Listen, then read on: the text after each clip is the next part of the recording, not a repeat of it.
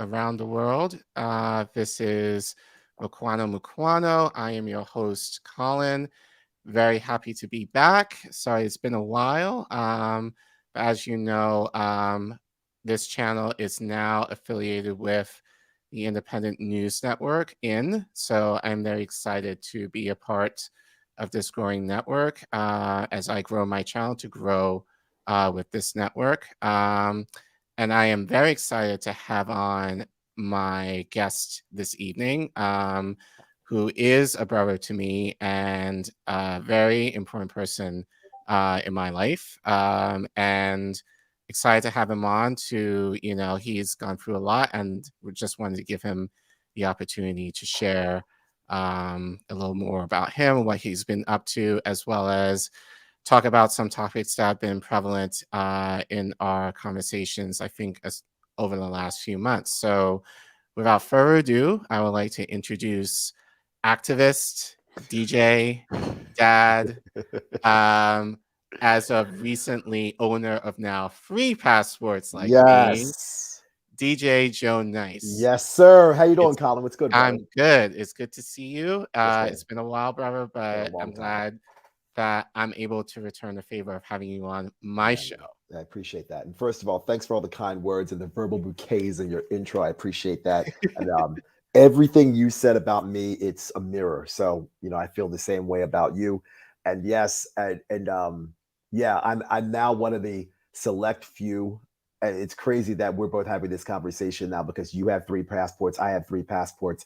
And I think a lot of our connection comes from our similarities and our backgrounds Yeah. because a lot of people don't know how, and I don't say this negatively, how eerily similar our backgrounds are. We were both born in England. We both came to America at a relatively young age. As you came, I think, when you were 11 or 12 years old. I came when I was basically a toddler. The one difference is you have one parent from Trinidad and one from Barbados. I have both of my parents from Trinidad. So Right. yeah, it's crazy. It's crazy. But yeah, it's wonderful to be here on your channel and your space and in your place. And I'm looking forward to a robust conversation and hope everybody pays attention and watches and listens and hopefully takes something away from what we're going to talk about for however long we talk. Yeah. So for those of you who are watching, thank you. Appreciate. I know kind of competing with other people at the moment, but definitely appreciate you guys logging in. So Just JC, thank you for coming in. World Pilgrim, thank you for being here. And I'm sure others will kind of stream in later.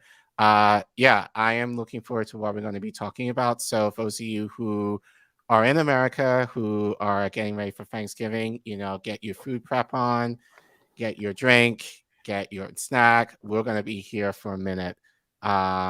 So yeah, the last time I think we connected was during the summer. I was on your channel, Yep. and you've been through quite a bit since then. So do you Wow. want to kind of share with the community what you've been up to since Yeah, our yeah. last chat? It's been madness. Yeah, this is the last. And in fact, the last time we saw each other was July 24th Hmm. at the Medicare for All March at, I forget what park it was, but it was in Washington, D.C. Right. That was the one park in the, where everybody was. Yeah. And that was the last time we chopped it up and hung out with each other in person, face to face. But yeah, that was July 24th. July 24th. My gosh. Yeah, lots happened since then. It's been a crazy time because a couple of weeks after that, actually, yeah, it was a week or so after that, I played a show in Denver at a venue called the Black Box. So that was August 2nd. Actually, no, it was August 2nd. It was August 2nd or August 3rd. Then later that week, I ended up going to Florida. Hmm. And then I hung out in Florida for about a week, maybe a week and a half. And then I played a show in Florida on August 13th in Miami. The next day, I flew from Miami to Seattle, Washington. And that's not close. And then Right. when I flew all the way out there, I started feeling terrible. In fact, I was feeling terrible kind of going into the Miami show, but I was like, you know what? I don't have symptoms that would lead me to believe that I have COVID. I just maybe felt a bit run down. Maybe it was the change in altitude, maybe it was the change in air pressure, whatever. Because when you go from Denver to somewhere else, it feels a little bit different. So, I didn't feel good for a couple of days when I was in Florida, and then when I flew out to the West Coast, I was useless. It was not only I just felt horrible. So then I said, you know what, let me just fly back home. So I flew back home on the 15th, on the next day, the 15th, and I began to isolate. The next day, that Monday, the 16th, I ended up going to my local healthcare clinic here in town, and I took a COVID test. They said 24 to 48 hours. And then they ran a bunch of other tests on me, and they were like, yeah, something's wrong with you. You're not feeling right. You're all over the place. Yeah, blood pressure was up. Body temperature was 102, 103 degrees, which is uncharacteristic for me because I'm one of the coolest people you might ever see in your life. So, I mean, how can my body temperature be 103 degrees in the summertime too at that? So next day, up to the 17th, I drove myself to the emergency room, University of North Carolina Hospital here in Chapel Hill. Got diagnosed with COVID. And then they took a look at me again, did some x-rays, and they said, yeah, your lungs are also filled with fluid. You have COVID pneumonia. And I was like, what? So then I'm like, okay, well, pneumonia is enough to kill you. COVID was taking people out left and right. So I'm at this point, I'm more than worried. I'm concerned. It's a thing now at this point. So Mhm. then, so I'm thinking, okay, they're going to send me upstairs, give me a hospital room, and I'm going to be here for a little bit. They tell me, nope, here's an inhaler, here's some cough medication, here's some pain medication. If you get worse, you can always come back. I'm like, well, what if I die? I mean, shit's not looking good right now. So then 3 days later, on the 20th, I drove back to the emergency room again because at this point I could barely breathe. Mhm. And if you know where the hospital is, the emergency room, and there's a valet parking area right next to the emergency room. So I parked next to the kiosk at the valet parking area. So I got presidential parking. Walked into the emergency room with a little book bag, a couple of changes of clothes, a razor, and a toothbrush and some toothpaste. The lady at the triage area recognized me. She said, "Oh, Mr. Knights, you're back again." I said, "Yeah, I'm back again." I mean, I should have never left, quite honestly. So they put me in the COVID room. And the COVID room is just a room that's isolated with a massive HEPA filter that's going, and it's Mhm. going and going and going, and it's loud. Colin, from the time I walked into that room until the time I was in room 6312 on the sixth floor with an IV of fluids, another IV of remdesivir, and getting shots of heparin to prevent blood clots, it was maybe 30 minutes. And I'm not even sure it was 30 minutes. It was probably much quicker than that. So they were running all sorts of tests on me and checking my blood and everything else. And the phlebotomist came in probably about 2 o'clock in the morning and took a bunch of blood out of me. He was like, "Hey, we need blood." I'm like, "Yo, how much blood do you need? You gonna leave some for me?" Jesus Christ. He just kept taking blood, blood, blood. So morning comes around and the nurse is like, "Yeah, you might have life-threatening blood clots in your legs and in your lungs. We need to do a CT scan." I'm like, okay, damn. And here I am, still got oxygen tubes in my nose, fluid, remdesivir, and getting heparin shots in my guts to make sure I don't have blood clots. So they wheeled me down at about 2 o'clock in the afternoon, and they did all the tests and everything. And they said, "Well, Joe, we're going to know in a couple of hours if you have blood clots in your legs or not, or in your lungs or not." And I said, "Okay." So they'll know in 2 hours. So the scan took about an hour. They wheeled me back upstairs, got back in my bed. It's now about quarter after 3.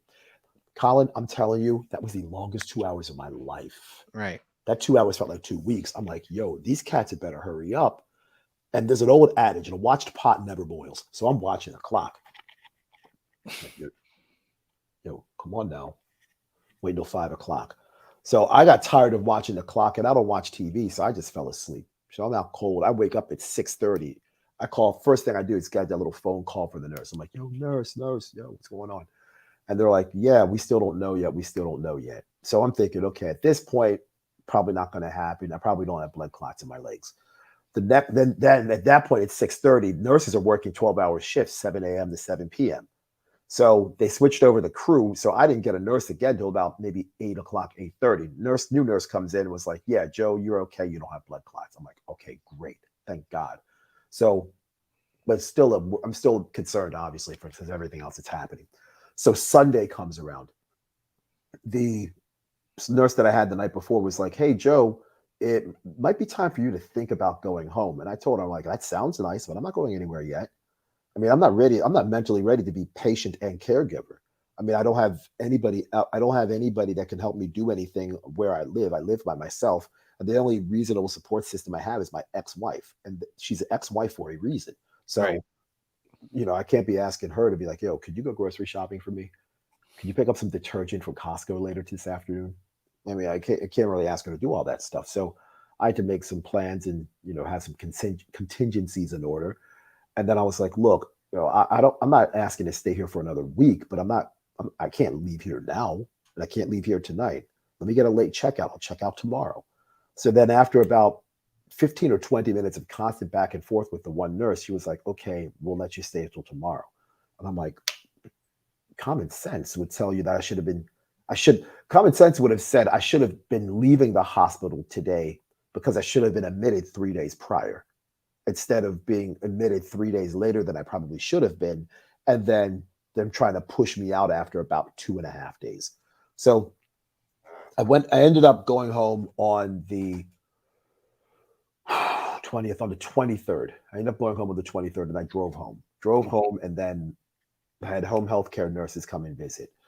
I ended up in isolation for, I think, 31 days because the COVID symptoms I had and the pneumonia was just not going anywhere. And my Right. tachycardia, which is accelerated heart rate, it just wasn't decreasing at all. So, I mean, my resting heart rate before I had COVID was between 70 and 80 beats per minute.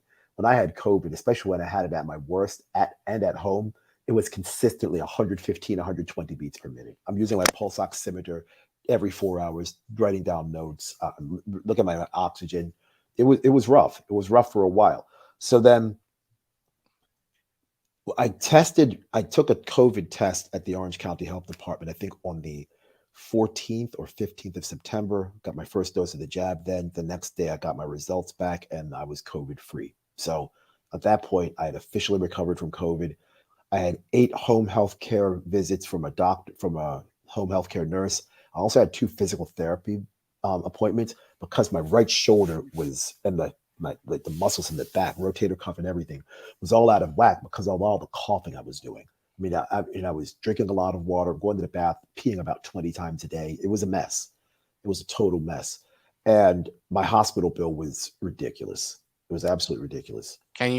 Would you mind sharing how Yeah, much? there's no problem. The total cost of my hospital bills, the hospital stay, 3 days in the hospital was just over $25,000. All of the medical charges, the emergency room visits, everything else, my total hospital bill was $35,700 and change. It was just over $35,000. It was $35,000, and of that, $25,000 of it was me being in room 6312 in a hospital bed. So now, don't get me wrong, University of North Carolina is a great hospital, but I'll tell you right now, the care that I received was not worth $8,500 a day. I can Right. guarantee you that. I can Right. guarantee you that. I don't know I don't know what kind of pricing they had. I don't know if there was an exchange rate between the hospital and the US dollar. I don't know what was going on. But yeah, it was great care. They had wonderful nurses, doctors there. The phlebotomist was good, even though she took a ton of blood out of me. I'm still kind of questioning that situation. But yeah, hospital bill was 85. The hospital each day was $8,500. So I basically spent $8,500 to be in a hospital bed for 3 days. And multiply that by 3. That was 25 grand.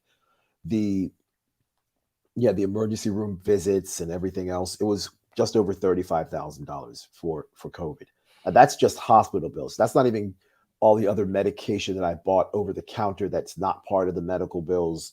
Yeah, it was crazy. It was crazy. And and then I guess we tie this in with my activism. I mean, obviously we were both big proponents for Medicare for all, and having a single payer healthcare system or something that's considerably better than what's called the three-legged stool model of healthcare that we have in the United States right now. And it's an absolute joke that the United States healthcare system has been relegated to go away and die, go to hell, or GoFundMe. And naturally, the first two were not an option. So I had to do a GoFundMe. Some friends of mine in Canada set up a GoFundMe. We raised about $5,000 for my medical costs. And that $5,000 is already been gone and paid.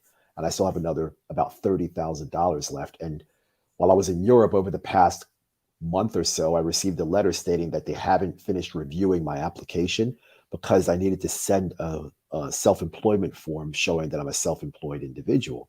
I sent them 6 months of bank statements. Right. I sent them a packet of like this thick, 6 months of bank statements on paper, printed everything out, wrote a 2-page letter explaining everything. They're like, "Oh, we need you to fill out this form." And I called them on it today. I'm like, "What do you need me to fill out this form for? I just sent you all 6 months of bank statements before all of this." So I got to do that. But yeah, that's my whole story. I lost something like 25 pounds on COVID. It was, my strength was just gone. I mean, getting up out of bed and walking to the bathroom. And I live in a tiny studio apartment, so it's not as if my voice echoes in this place. It doesn't. So I mean, yeah, getting COVID was a mess. It truly, honestly was a mess. But I'm considerably better now. I don't have any symptoms. I don't have brain fog. I didn't have any memory loss. I didn't have any loss of taste or smell. My heart rate is back to normal. So yeah, knock on wood. I mean, there's no wood near me, but I'll knock Right. on it anyway when we're done chatting, just to be safe. But yeah, everything's cool, bro. Right. Yeah.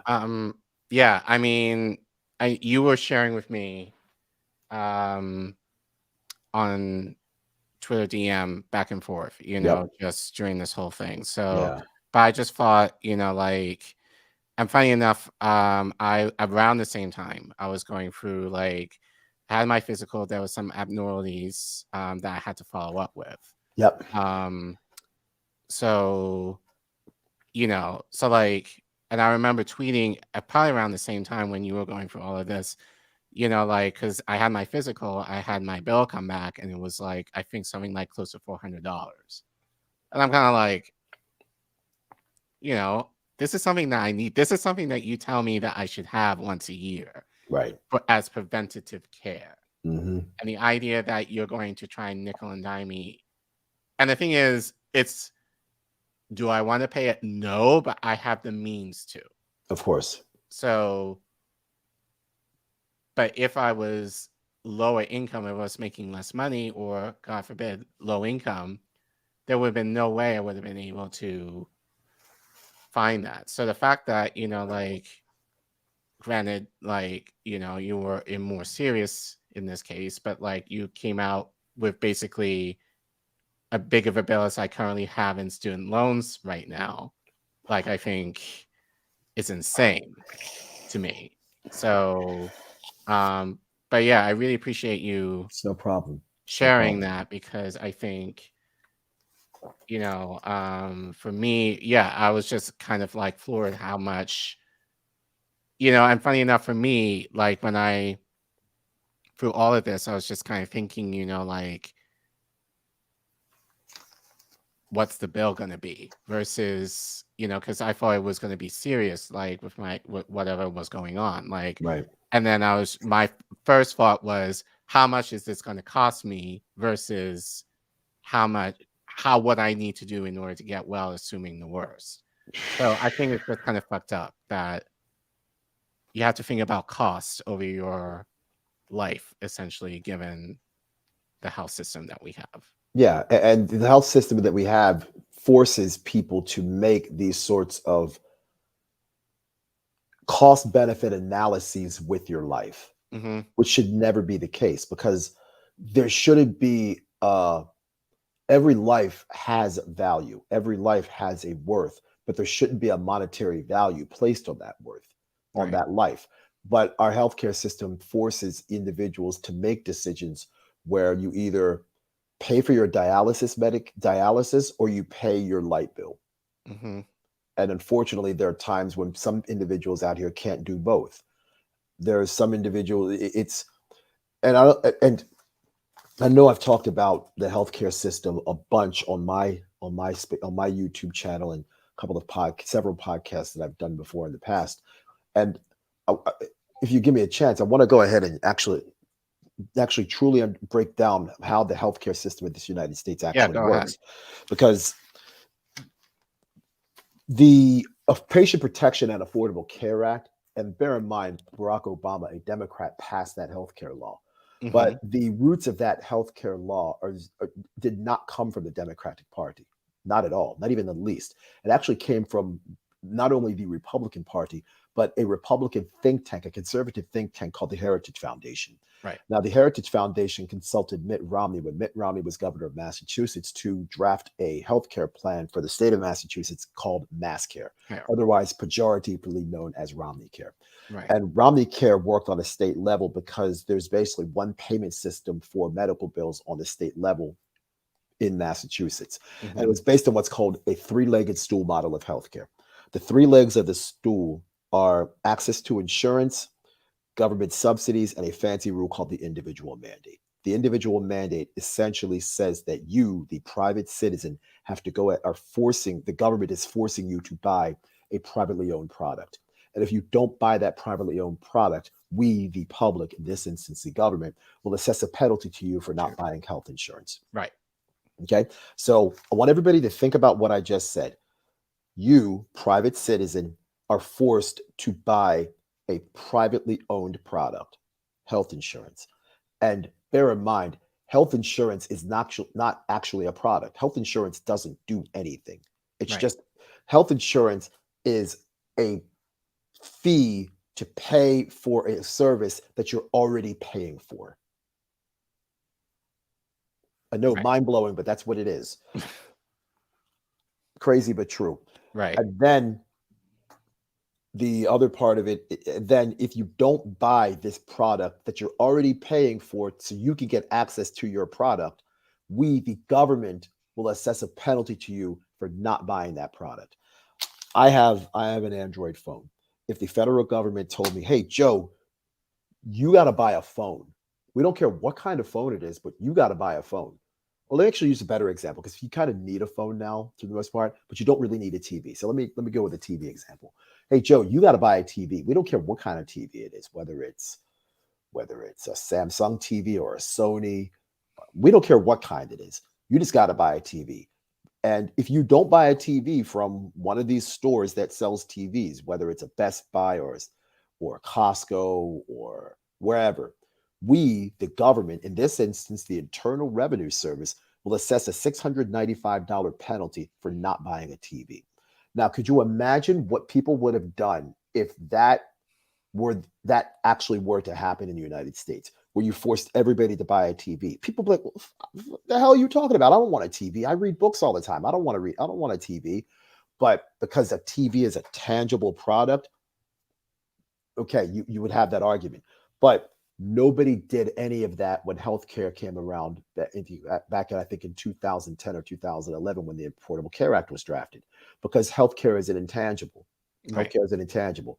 So the major difference between Romney Care and Obamacare is the amount of the individual mandate penalty. That's really the major difference. There are a couple of other things here and there, but for the purposes of not boring your entire audience with all the minutia, just that's the major difference. So when Trump came in and decided to pass the Tax Cuts and Jobs Act of 2017, one of the major provisions which the Democrats voted for is to reduce the individual mandate penalty to $0. Now, in Trump's quote unquote infinite wisdom, he knew that he could never repeal and replace Obamacare Right. because, again, Well, he tried, he but tried, but it was a waste of time Right. and energy and money. Because in order to do that through the other two legs of the stool, it would be a whole lot of lawsuits, and he wasn't going to be in office long enough to see those lawsuits go to court. Right. Just wouldn't make sense. So the quick and easy way to cripple the system, literally and figuratively, is to reduce the individual mandate penalty to $0. So what happened with that? When you reduce the individual mandate penalty to $0, you have fewer people that are forced to pay into the system. And the people that are most likely to not use health insurance are young, healthy people. So Right. young, healthy people, based upon actuarial science, are least likely to use health insurance or a health insurance product. So what does that do for everybody else? The aggregate that is involved in the health insurance pool now have to pay more because the people who are not paying into the system, young, healthy people, aren't paying into the system. So there's now a smaller pool in the aggregate. So premiums have to increase simply on the basis of fewer people paying into the system. On top of that, people who are most likely to use health insurance, who are people who are older with chronic health conditions, now have to pay more than what they were already paying because they're the people who are most likely to use insurance, and they have fewer people that are sharing the risk. Mhm. And the people who were sharing the risk were young, healthy people, in addition to everybody else that was forced to buy health insurance. So what happened? So now health insurance companies realized that there are fewer people paying into the system. So what did health insurance companies do? They just turned up their rates. And then what they did on the backside of it is they increased premiums and they increased deductibles. So now you're paying more and getting less than what you were paying for. Right. So it's entirely possible for a family of four to have a $10,000 deductible. Okay, good. How many people do you know who have $10,000 to quote? Because a deductible is a form of self-insurance. So you when you have a deductible, you're willing to say, insurance company, I'm willing to insure myself up to this particular amount, which is my deductible. You will cover everything over my deductible. So if you have a $10,000 deductible, and let's say you only had $6,500 of medical costs, you've paid all this money in premiums each month, thousands of dollars in if you have a family, and then you have a $10,000 deductible. You then paid thousands of dollars of out of pocket expenses, and you still receive nothing from your insurance company, nothing at all. So this is what everything I just explained is exactly the healthcare system in a nutshell in the United States right now. And obviously health insurance is tied to your job. So when the pandemic began in the middle of March in 2020, it wasn't just individuals that lost their jobs, it was families that lost healthcare. Right. So if you have a family of five and let's say the breadwinner is the wife, and she makes 100 grand a year, and all of a sudden there's a husband and three kids that are also on that wife's health insurance. Wife loses her job. Five people just lost their health insurance. Right. Five, and that was a vastly under discussed conversation or talking point during the early days of the pandemic, because so much of the pandemic was focused on death. It was, oh my gosh, we have these lockdowns. Is there going to be a stimulus package? Are the progressives going to use Section 1881A of the Social Security Act to give everybody a Medicare for all because of an emergency exposure to um, an airborne virus? What's going to happen? Nobody talked about how many how many individuals lost health insurance, because so many people were focused on how many people lost their jobs. But not many people discussed, or at least did the mental math between job loss, health insurance, aggregate number of people that now lost health insurance. Nobody really discussed that. And it's something that people are still dealing with to this day, because there's loads of people who have still not been able to return to their jobs or have had to find new sources of employment. And these new employers may not necessarily have the financial wherewithal to provide employer sponsored health insurance. So now you have to go into the health insurance, your state exchange, to get health insurance at this point. And good luck doing that. And if you're on a bronze plan, and depending upon your age and your health, etc., your bronze plan might be $450 or $500 a month, and you're not getting any coverage. You're paying incredibly high deductibles. You have co-pays that are hundreds of dollars each time you have to go visit a doctor or any type of medical professional. What's the point of having health insurance at this point? You're better off being extremely poor, or the actual term is the indigent. You're better off being indigent and hopefully living in a state where you could qualify for Medicaid through Right. the Medicaid expansion. And where I live in North Carolina, North Carolina is one of the states that did not accept the Medicaid expansion. Where I used to live in Maryland, Maryland did accept the Medicaid expansion. So what the Medicaid expansion is a bunch of money that was given to the states in the form of what's called a block grant. And the block grant, the federal government gave money to states, and the government paid 90 cents for every dollar for any medical costs. All the state had to do was kick up the final 10%, or final 10 cents on the dollar. And these grants were hundreds, 800, $900 million or so given to each state. So what most states, in fact, what every state did, what they did is they expanded the maximum salary allowed under maximum salary allowed to still qualify for Medicare. To still qualify for, actually, let me rephrase that, still qualify for Medicaid.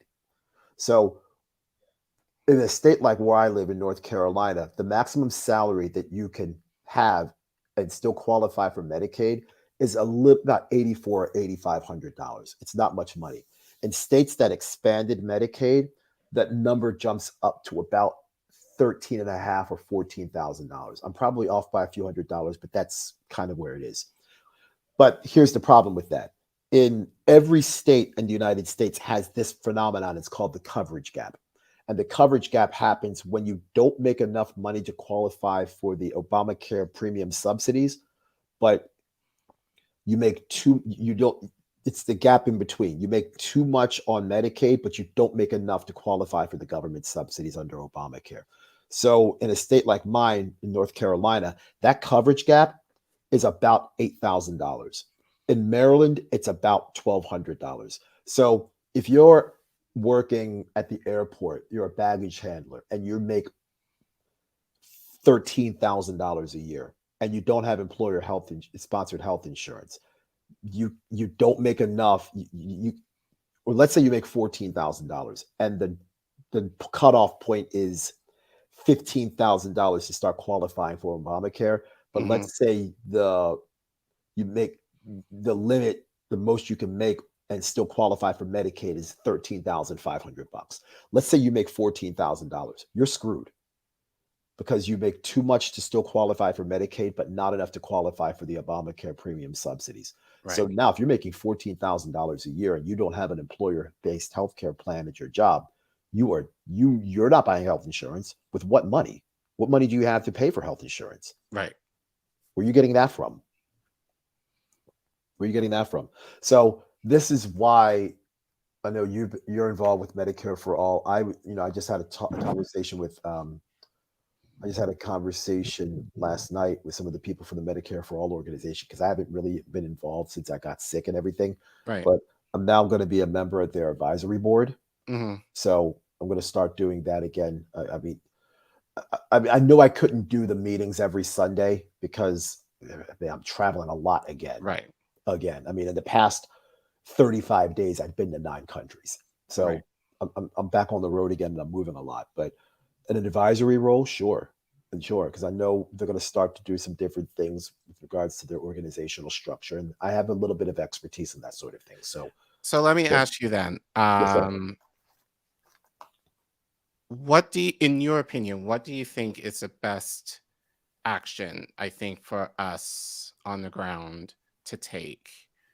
Because obviously, like we're still in the thick of the pandemic, I would say. We're still in a public health emergency, by the way. Right. And for me, I just kind of think in terms of like, people like Jimmy Dore, I'm using it as an example, who's had long haul symptoms Mm-hmm. for COVID, just getting the shot, and then I know others who have had residual,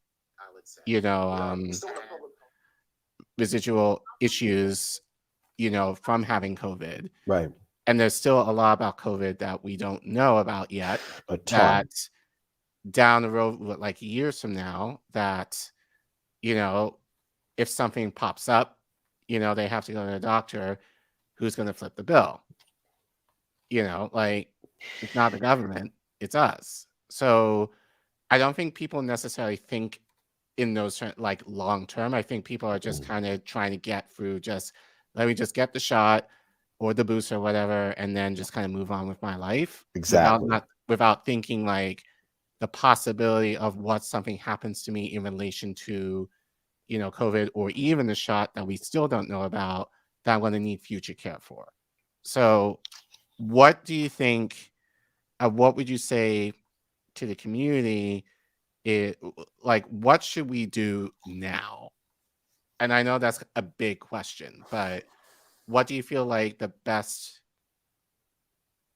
steps that we should be taking now? And it doesn't have to be big, but as far as I think bringing awareness more, you know, I think just as far as universal healthcare is still a thing, we still need it. Hmm. And yeah, we have a Democratic president, but they're obviously not doing anything. And I will make the argument, like people were more fervent for universal healthcare under Trump, you know, but um, so moving forward, what do you feel like, or what do you think we should be doing? There's a couple of things I think we should be doing. The first thing is something that the Medicare for All organization has discussed is to file a human rights complaint based upon Article 25 of the Universal Declaration of Human Rights against the United States with the United Nations. I'm not sure how much teeth that actually has. It might just be something esoteric or symbolic, but it's noteworthy Hmm. because it further reinforces the point that healthcare is a human right. In fact, in that article, Article 25 of the Universal Declaration of Human Rights, it actually doesn't say healthcare, it says medical care. But be that as it may, it's something that I think people should pay more attention to.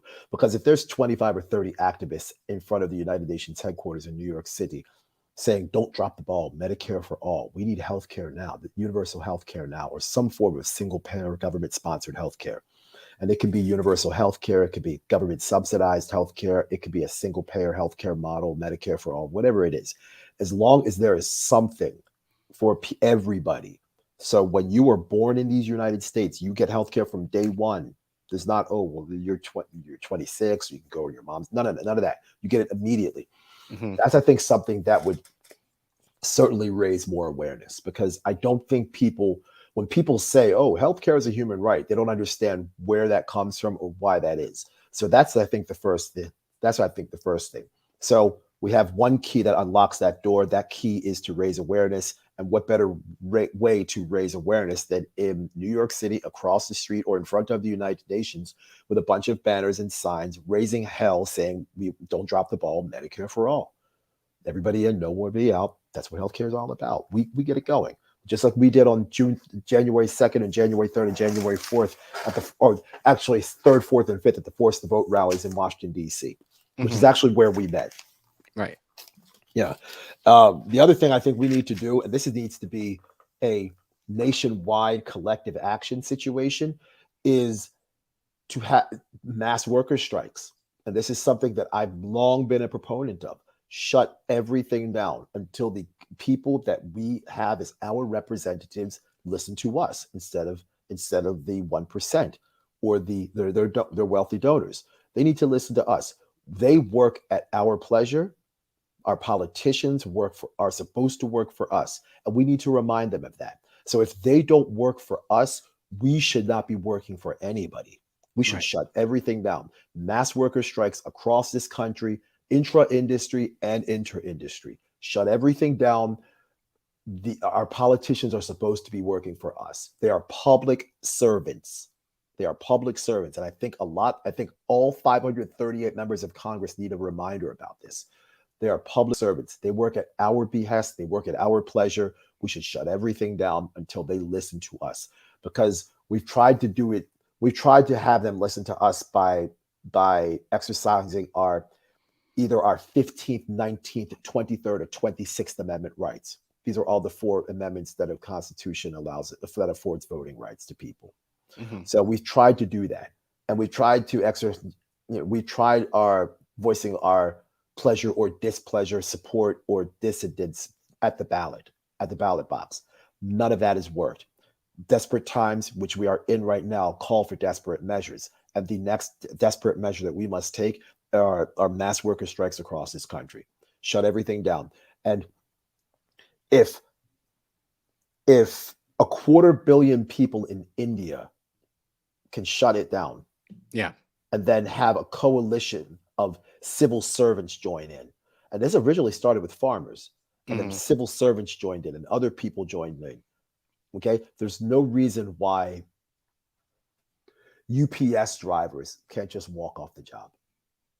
UPS drivers, you know what can Brown do for you? Well, Brown's not doing anything right now because everybody doesn't have health care, Right. right? Could you imagine if a bunch of butchers at your local grocery stores. Just say, yeah, we're not slicing deli meat today. Nah, we're not coming back. We're not coming back until everybody gets health care. Until we force the politicians to do what we want us to do, what we demand of them to do, because they are supposed to be afraid of us. They're supposed to be scared of us. We are the people who hold the power, not them. They work at our pleasure. Get it done. Get it done. That's it. Could you imagine if all the HVAC workers in Arizona and New Mexico in the summertime said, you know what? This whole air conditioning thing, it's overrated. We're not going to give everybody air conditioning. We're not fixing your shit. Sorry, we're not fixing this. Not until these politicians do what we're supposed to be doing. We've tried voting our preferences and our wishes and our desires for basic human rights. And our government cannot even afford to give us our basic human rights of clothing, shelter, food, and health care, or in this instance, medical care based upon Article 25 of the Universal Declaration of Human Rights. If they're not willing to do that, then why should we do anything? Why are we paying taxes? Something else that I think we should be doing right now is, and there's a book that I read, the author is a lady by the name of Astra Taylor, and the name of the book is called Can't Pay, Won't Pay. And it talks about using debt as a form of activism and a form of collective action. Mm-hmm. And what I think America needs to do is to take a look at our collective debt that we have right now and weaponize that debt. Weaponize that debt. Because much of the debt that we owe to our creditors, it's fake money. It's fake debt. Take a look at your student loans. And this is something that you mentioned. You said that your student loans are about as big as my medical bills. My student loans right now are probably 5 times as big as my medical bills. For the listeners, I have 2 master's degrees, one from the University of Baltimore in nonprofit management, the second from Wake Forest University in intercultural services and healthcare. I have 2 master's degrees. My student loans right now, I think, are $178,000. Yeah, I know. I know. $178,000. I don't have a law degree. I'm not practicing medicine. And I've had exactly 1 job interview in the past 11 months. Go figure. So yeah. So that student loan is not getting paid back. I can tell you that right now. That's not getting paid back. And if the government tries to garnish my wages or do some sort of shit, okay, bye. Shit, I'm like you, brother. I got 3 citizenships. I got 3 passports. I'll leave this country behind with the quickness. On peace. Bye. I can go live somewhere else. So, and again, this just shows to show how insidious the Democratic Party is, because the Democratic Party said, wait, we're going to student loan abolition. We're going to get rid of student loan debt. We're going to forgive all your student loans. No one's even talking about that now. These are the same people that said $15 an hour as a minimum wage. $15 an hour. And you see the inconsistency of their arguments, because when everybody was getting $600 a week, including me, during the CARES Act, if you break down $600 a week by a 40-hour work week, that's $15 an hour. Right. So again, they were giving away $600 a week to everybody in the beginning of this pandemic during the CARES Act, but somehow $15 an hour and giving that to everybody is this far radical foreign concept. Well, wait a minute. You gave everybody $600 a week. If you divide that by 40, that's $15. But now in the latest stimulus package, which some states tried to end 2 months early, and nobody is talking about a stimulus package now because we're still in the middle of a pandemic. We're still in it. Okay. The current Health and Human Secretary, I think it's Javier Becerra. I think that's who it is. Javier Becerra has not rescinded that order from the previous Health and Human Secretary under Trump, Alex Azar. And we've been in a public health emergency since January either 27th or 29th of 2020. We've been in a public health emergency. Next, we're coming up on almost 2 years of being in a public health emergency. And there's still millions of people who are uninsured, millions more who are uninsured, millions more who remain unemployed, and the government has done nothing to help people. Yet they've given trillions of dollars to the biggest banks in America and around the world. And then with this latest Build Back Better business, which is bullshit. And that's a lot of B's in one sentence. And I'd like to thank my phonics teacher for teaching me alliteration. It's absolutely ridiculous. It's ridiculous. Uh, where's any of these social programs that are designed to help people? Where's the family leave? Where's the health care? Where's the $15 minimum wage, which is woefully inadequate? $15 was what people were talking about when the fight for 15 was initially implemented about 10 to 12 or 15 years ago. The minimum wage in this country right now, based upon worker productivity and other economic indicators, should be above $25 an hour, probably approaching close to 30. That should be the minimum wage in this country. There should be people at your local Chick-fil-A or your local Chipotle making burritos and tacos for $27 an hour. Could you imagine how many people would be happy to work at Chipotle if they had health care and were making $27 an hour? Right. Could you imagine what would happen if you're a local gas store? Say, hey, you're making $28 an hour and you got health care covered by the government. Sure. Okay, I'll do that. I'll do that. But again, this country, this is when, and again, we've heard this before by various podcasters, and I understand it because I've had to study it. This is a failed state. The United States is a failed state. The United States can barely does not cover all of the benefits and services that need to be covered for everybody. So we have some sort of basic human services and basic life expectancies and basic services and needs and wants and desires. None of that is being covered by the government right now. Something else that I think we should take a serious look into, a serious conversation, is not paying taxes. For what? What are we paying taxes for? To fund the military? 52 cents of every single dollar based upon gross domestic product goes to the Pentagon. And what does the Pentagon do? Consistently bomb brown and black people and other indigenous people of color around the world. For what? For what? What about putting that money into infrastructure projects? What about putting that money into human service projects that are designed to help people and not bomb other people who are not Americans? What about that?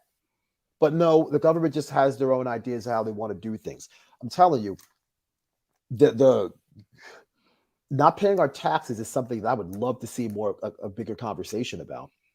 Right. And I know this is this is a serious this is a controversial topic. Oh, hey, wait a minute. There's two black people talking about not paying taxes. Wait a minute. Hold on now. And wait a minute. These two black people have citizenship in multiple countries. Hold on a minute. So look, if the FBI wants to listen to my conversations, all right, cool. That's fine. You can listen in, hear what you want to hear, see what you want to see. But I've got ideas and I'm going to talk about them because it's time that we need to do more than just talk about stuff. We need to have action, direct action, nonviolent direct action.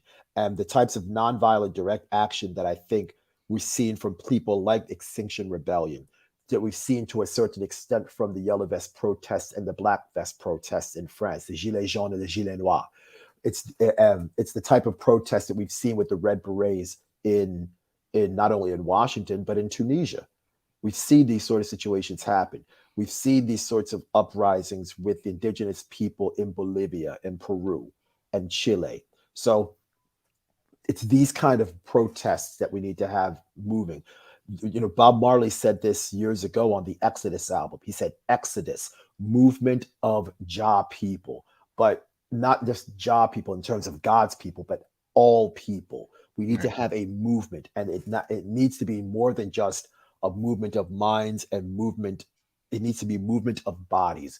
We need boots. That's why you always hear the chants, boots, boots, boots are on the ground. We're here to shut the shit down. That's what we're talking about. We need boots on the ground, people, feet in the street.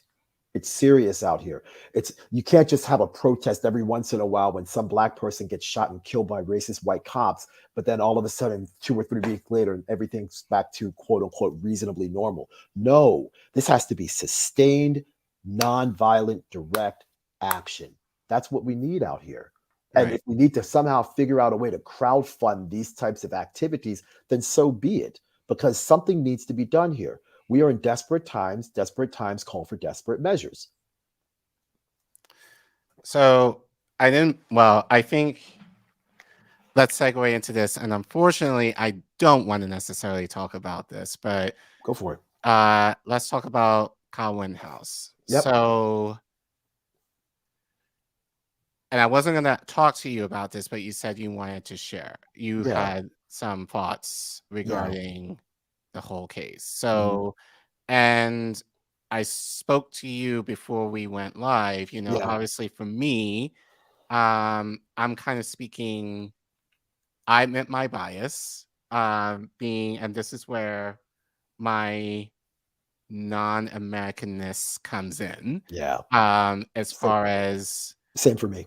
yeah, like I, and shout out to people like Leaf Greenland, like over the past week, who have been able to talk to me and kind of share more, just him being from the South, being able to share more about gun culture, which is something Yes. I'm totally like not, you know, not a part of my world at all. So he and others have been able for me to give me some perspective that I wouldn't necessarily have thought about in regards to this case.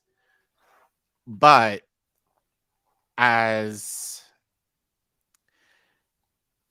a black man who has seen like the fallout online in particular last week, Mhm. um, I understand the hurt. I feel the hurt. Um, I'm numb to it, as like I'm sure you are too. But for me,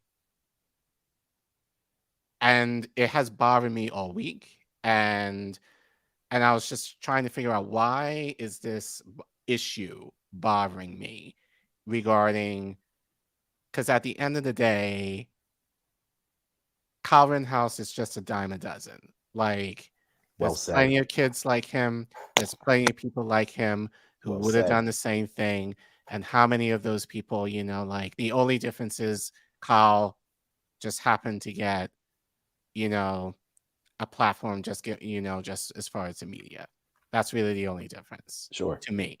So Mhm. for me, I just felt like it was bigger.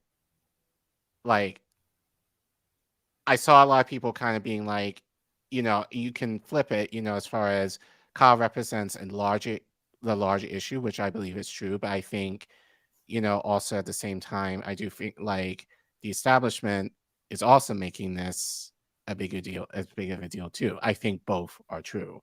So Mhm. you share a little bit with me Yeah. what you're thinking. Care Yeah. to elaborate a little bit Of more in course. terms of your thoughts and how this relates to, I think, the larger issue as far as I think this country in general, in Yeah. terms of, like, we do have a gun culture, Sure do. but I think, and I don't necessarily want to say I think we beat this over the head, but there's a lot that there is issues connected to white supremacy, which I can't necessarily associates with this case in particular, I agree with that. but um I feel like a lot of people, especially people of color, are hurting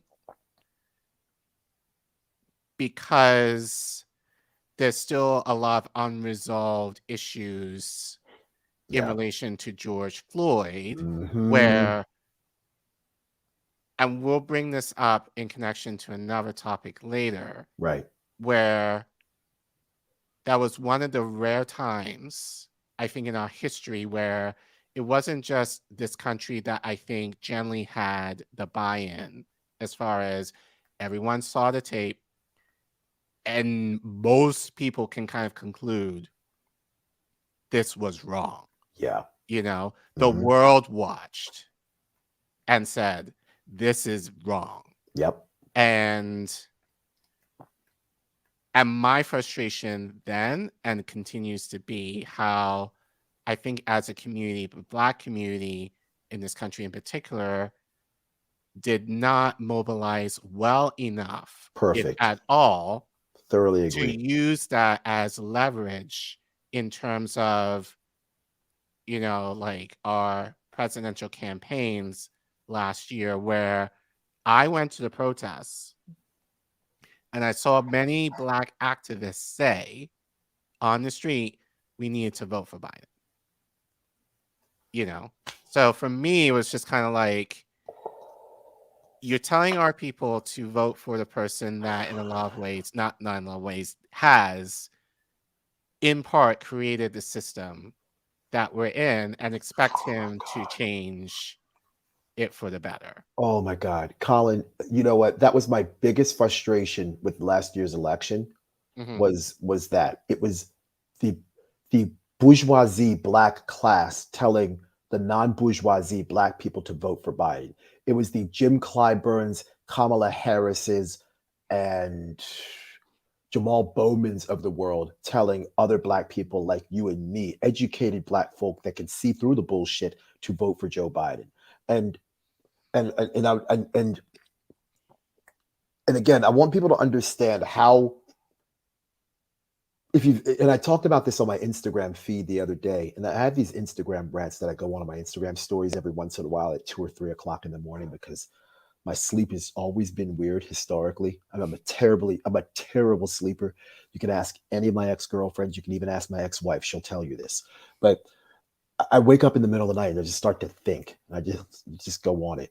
But I want people to, and again, in one of the videos that I was involved in with at the Andrew Brown Jr. protests, and again, we'll tie this on with Kyle Rittenhouse.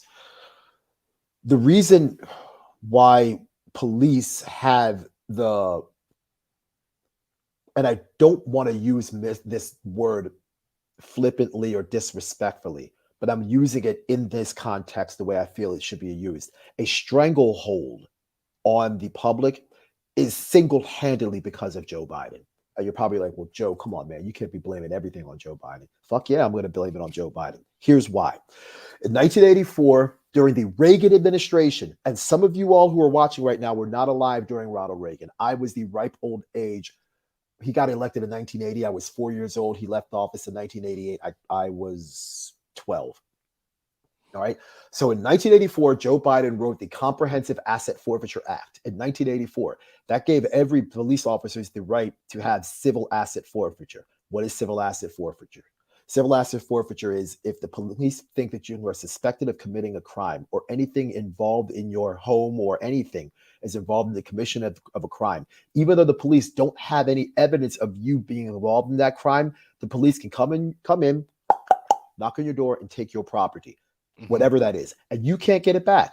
That is civil asset forfeiture, which is a complete violation of search and seizure, and the search and seizure laws, which I think comes under the 8th Amendment of the United States Constitution, if I'm not mistaken.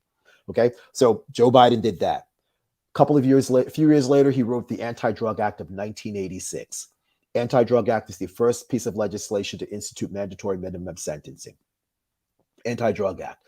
Following year, he wrote and sponsored the Sentencing Act of 1987. You can look this up. It's all there. What did the Sentencing Act do? The Sentencing Act created what's called the United States Sentencing Commission. Essentially, that act took away the power of federal judges to adjudicate cases on their own merits and in context. So essentially, you had a rubric or a scorecard or a menu of charges and penalties for the charges. So if you had a heroin possession, first offense, 5 years. And because we have mandatory minimum sentencing because of the Anti-Drug Act of 1986, which Joe Biden wrote, you're going to jail for 5 years, but you might have an opportunity to get out on parole. What happened the following year? 1988, Anti-Drug Act of 1988. What did that do? It was more than just being recognized as the crack bill. What the 1988 Anti-Drug Act did, it also eliminated parole for federal drug crimes. So let's go back. If you got a 5-year heroin possession, guess what? You did every day of that 5 years. Right. And again, Joe Biden wrote that bill. He wrote it. The 1988 Anti-Drug Act, otherwise known as the crack bill, reinstituted the federal death penalty. Okay? This is all Joe Biden now. All of this is Biden. Fast forward to 1994. 1994, Joe Biden writes the Omnibus Crime Bill. which everybody called the Clinton crime bill. If you watch the documentary 13th, but actually Joe Biden wrote that bill. Right. He wrote it forwards, backwards, sideways. Biden's law. It's called the Biden crime bill. Right. Called the Biden crime bill.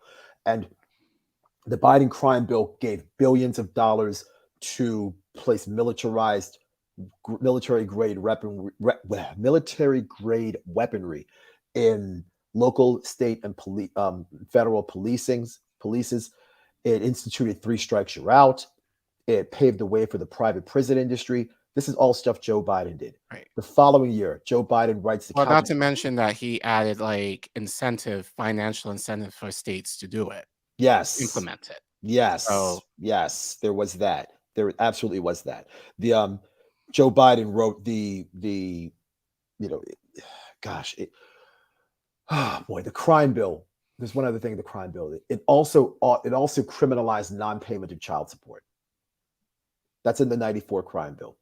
1995, Joe Biden writes the Counterterrorism Act of 1995. Bill never gets passed. 6 years later, September 11th happens. Okay, September 11th, right after that, the Patriot Act, which is a bill that Joe Biden had a major hand in writing. But the Counterterrorism Act of 1995, Joe Biden wrote and sponsored that bill also. You can look this up. It's on the internet. It's available. On congress.gov, just type in Counterterrorism Act of 1995. You'll see Joseph R. Biden Jr., Senator, Delaware, Republican, Democrat. It's all there. So he had a big hand in writing the Patriot Act. What did the Patriot Act do? Paved the way for mass surveillance in the United States, and it created a massive government restructuring. So when you and I were getting our citizenship papers in the United States, we went through Immigration and Naturalization Services, INS. Right. INS was kind of it for anything involving people from out of the country. INS got dissolved. And now you went from you had to justify the billions of dollars that were spent on putting 100,000 more police officers in the streets. How did you do that? You increased border security by having Customs and Border Protection. You kicked a whole bunch of people out of the country that didn't have any let's say working papers, by creating ICE, Immigrations and Customs Enforcement. You dramatically ramp up airport security by having the Transportation Safety Administration, and then you created an entirely new government agency called the Department of Homeland Security. All of that came out of the Patriot Act. And the Patriot Act's older brother, let's just say it that way, is the Counterterrorism Act of 1995. Joe Biden wrote that bill. A couple of years after that, Joe Biden wrote the RAVE Act, which involved ecstasy and other illicit drugs being involved at live music venues, where there's a C-SPAN hearing where he said, where if there's illegal drugs at a music event or a live music event, arrest the promoter. It's out there. It's out there. RAVE Act didn't get passed. 6 months later, he wrote and sponsored the Illicit Drug Act of 2003, if I'm not mistaken. The text from that act became part of another act called the PROTECT Act. The PROTECT Act became law. Joe Biden was a major architect of NAFTA, which destroyed labor unions, took a bunch of good middle-class jobs and sent them out to other parts of the world. So that's why you can buy a pair of socks made in Vietnam or Bangladesh for $3, and the people who make the socks aren't being paid any sort of benefits or any sort of livable wages. So Joe Biden sat shotgun for everything that Obama did for 8 years, and now you're seeing all the bullshit that Biden's doing now. But again, all of this goes back. I want to tie this back to not only George Floyd, but Kyle Rittenhouse. Okay, because remember, police have unmitigated power to do basically whatever they want to anybody at this point. Do we understand why the world knows who Kyle Rittenhouse is? The world knows who Kyle Rittenhouse is because Officer Rustin Shesky of the Kenosha, Wisconsin Police Department shot Jacob Blake 7 times in the back. An unarmed black man who did not commit a crime, but his only crime was being black and not complying with a white police officer's orders and instructions. Okay? When Jacob Blake got shot 7 times in the back and immediately became a triplegic, and I know triplegic is a fancy word for someone who doesn't have use of 3 of their 4 limbs. With the other limb that he was able to use, they handcuffed that to the bed because he had an arrest warrant. So this is a man who had permanent damage to his, can't use his legs and one of his arms, permanent damage to his intestines, damage to his stomach, he had damage to the arm that he could use, and they handcuffed him to the bed. Okay? There's a reason why these protests where Kyle Rittenhouse said he was protecting property, and there's evidence to potentially support this theory because of a couple of other videos that I've been watching. Okay, but if Kyle Rittenhouse were protecting property, okay, instead of, and then he said he's a medic and he was helping people. Okay, there might be some merits to that also, but none of this would have happened. None of this would have happened if Officer Rustin Shesky didn't shoot Jacob Blake 7 times in the back. If Jacob Blake doesn't get shot in the back 7 times, we don't know who Jacob Blake is. We don't know who Rustin Shesky is, and we don't know who Kyle Rittenhouse is. So for all of the conversation and all of the, and again, I want people to understand this. The people that Kyle Rittenhouse shot, they were all white people. But somehow the mainstream media turned this into, oh, hey, Kyle Rittenhouse is a white supremacist. How many white supremacists do you know that shoot other white people? Right. Really? Kyle Rittenhouse is a white supremacist? Maybe he is, maybe he isn't. But the last time I checked, white supremacists don't often shoot other white people. White supremacists typically shoot, I don't know, people who aren't white. So, and don't get me wrong, Colin, I don't mind saying this on your airwaves. Yes, there's a lot of things in this country that are about race. There are about race, and I understand that. But this Kyle Rittenhouse situation, it got conflated into a race situation because Kyle Rittenhouse got a gun and shot people, but then they compared that with Tamir Rice having a toy gun and police shooting him. The police didn't shoot at Kyle Rittenhouse. Let's be clear about this. So I understand how people could want to make these comparisons, and I understand it. I get it. And to a certain extent, it makes sense. But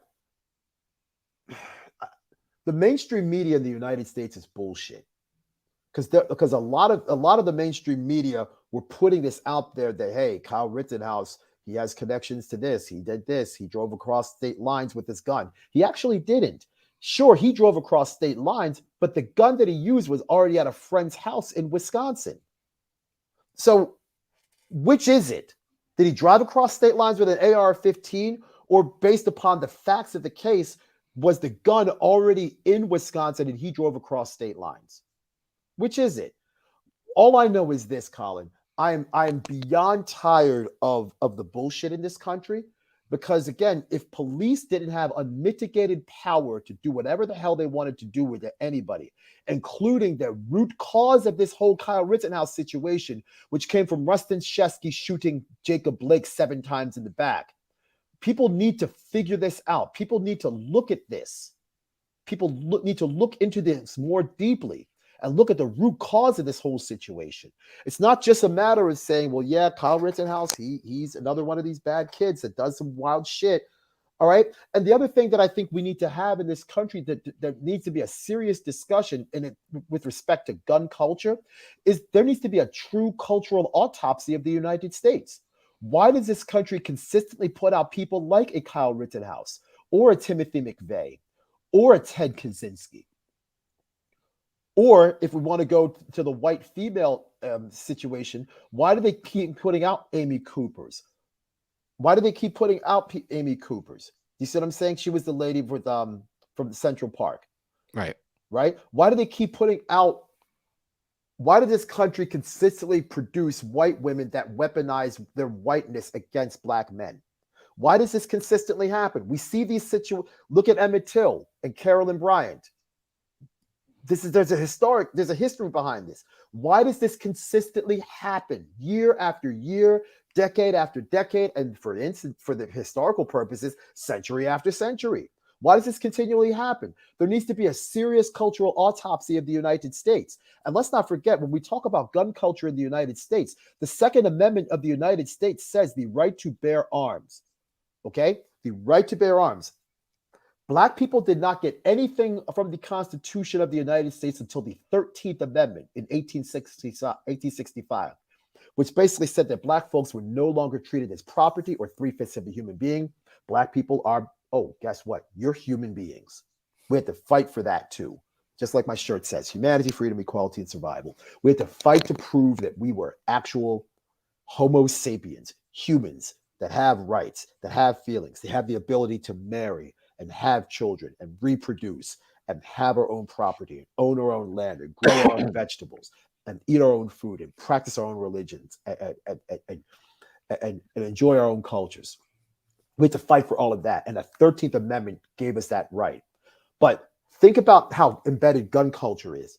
The First Amendment of the Constitution affords 5 freedoms: freedom of assembly, peaceable assembly, freedom to petition your government for redress of grievances, freedom of religion, freedom of speech, freedom of the press. The Second Amendment of the United States talks about the ability to have guns.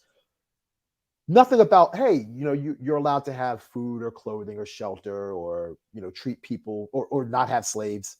Think about that. Right. Further on down the line, we get to, oh, you see these black folks here? All right,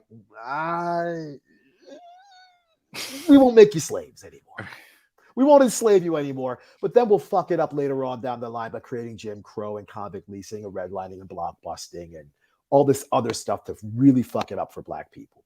But think about that. That's how embedded gun culture is in this country. First Amendment said, yep, 5 freedoms that everybody gets. Everybody supposedly gets. Second is guns. Black people, 13th Amendment later on. And then, even then, black people didn't get equal protection under the law, which is why you had the 14th Amendment. And then the 15th Amendment said, oh, women? We don't care about you all. We don't want you voting on anything. So we'll give you a 15th Amendment, so we'll let you vote. We'll let women vote. Actually, not even let women vote. We'll let black people vote, black men vote, because the 15th, women weren't allowed to vote until the 19th Amendment. Right. So again, when we talk about the gun culture of the United States, the gun culture, and I hate using this phrase, is in the fabric of the United States. What do you think the stars and stripes came from? Where the flag was created. It was created as a result of war, a response to war, and the Union Jack and the British flag and the stars and stripes. And it was as a result of weapons being used against the British. And then the Confederate flag, the Dixie flag, the stars and bars came as a result of in response to the American flag. Yeah. So gun culture in this country is embedded. And the next time somebody does anything about a school shooting will be the first time. And I guarantee you there's probably going, not that I even want to put energy into this, but there's going to be some other mass shooting somewhere in the country sometime soon, sometime in the not too distant future. And then you're going to have a bunch of politicians getting on camera. Oh, thoughts and prayers. We're giving our love to the family. We're sending them flowers. We're offering them support. We're doing this. No, there needs to be some true gun legislation. And I'm a firm proponent and believer in just getting rid of guns. Right. Fuck it. That's not going to be popular, but I appreciate you saying that. What do you need a gun for? Right. I mean, and there's something I wanted to add to what you were saying. And I made this comment on Twitter. I found it very interesting that, and I was able to catch this maybe last week, that, the black bourgeoisie class came out in force, for Kyle and saying their talking points, regarding black culture and all of that stuff and yada, yada, yada. Yep. But when we need them for universal issues such as healthcare, housing, student loan debt, right?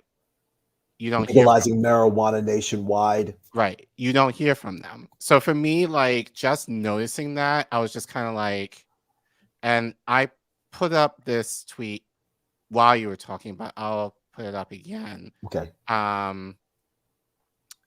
Brother Malcolm, I need to read his autobiography again because me too. Because he definitely was way ahead of his time. And And back unfortunately, in his the time day. was cut short by the federal government. Right. And rest in peace to His his daughter, daughter. Malik. Yeah. Yes.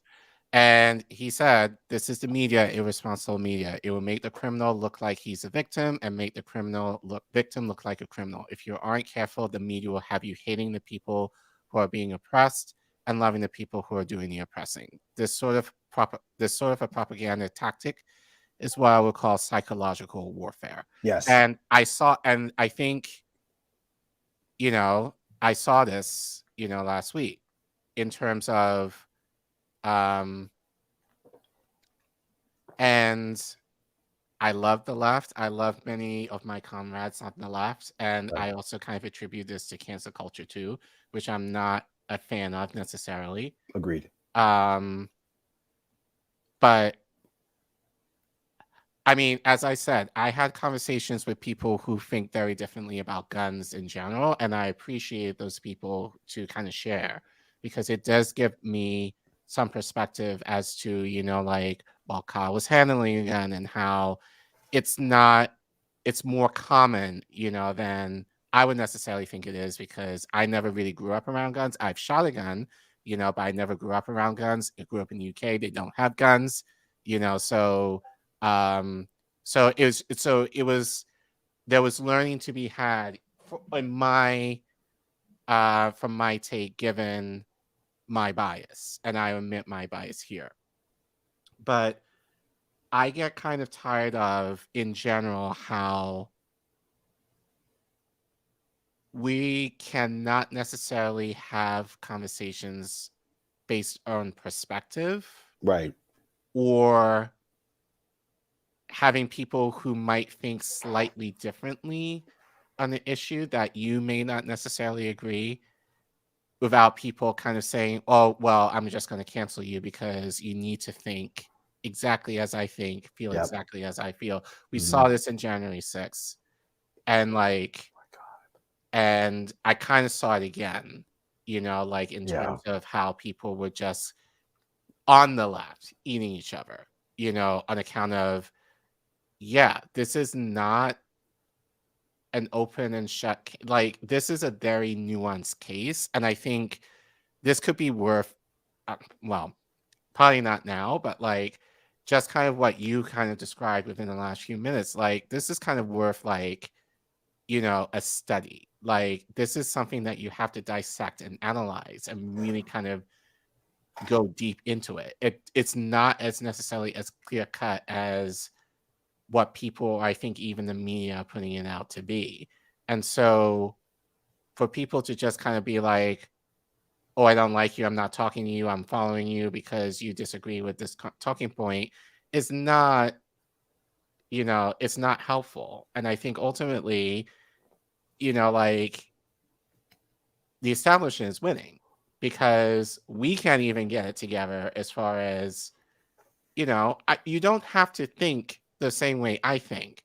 You just have to kind of follow in solidarity, as far as the things ultimately within the big picture that are important.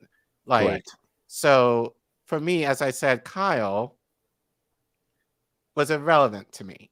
Like, as I said, he's a dime a dozen.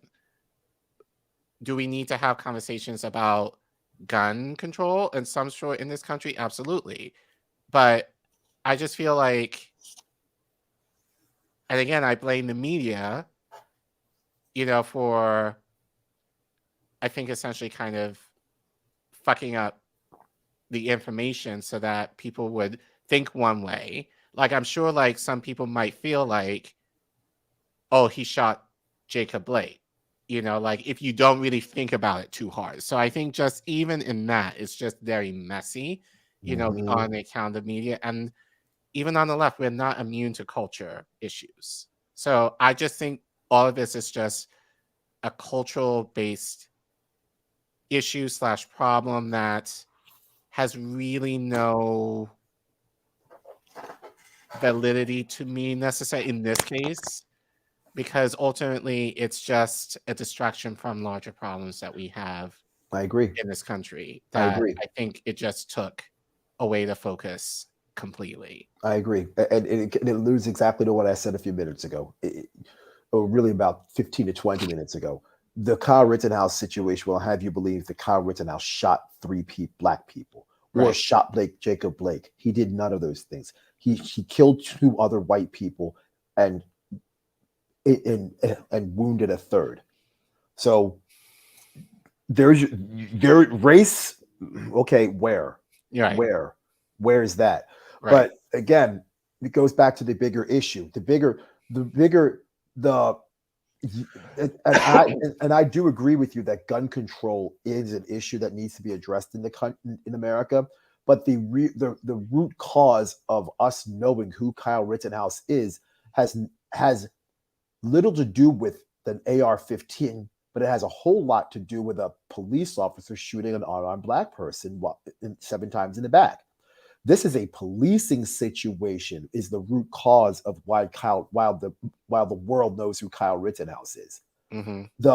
The root cause of Kyle Rittenhouse is not him being able to shoot an AR-15 during a protest.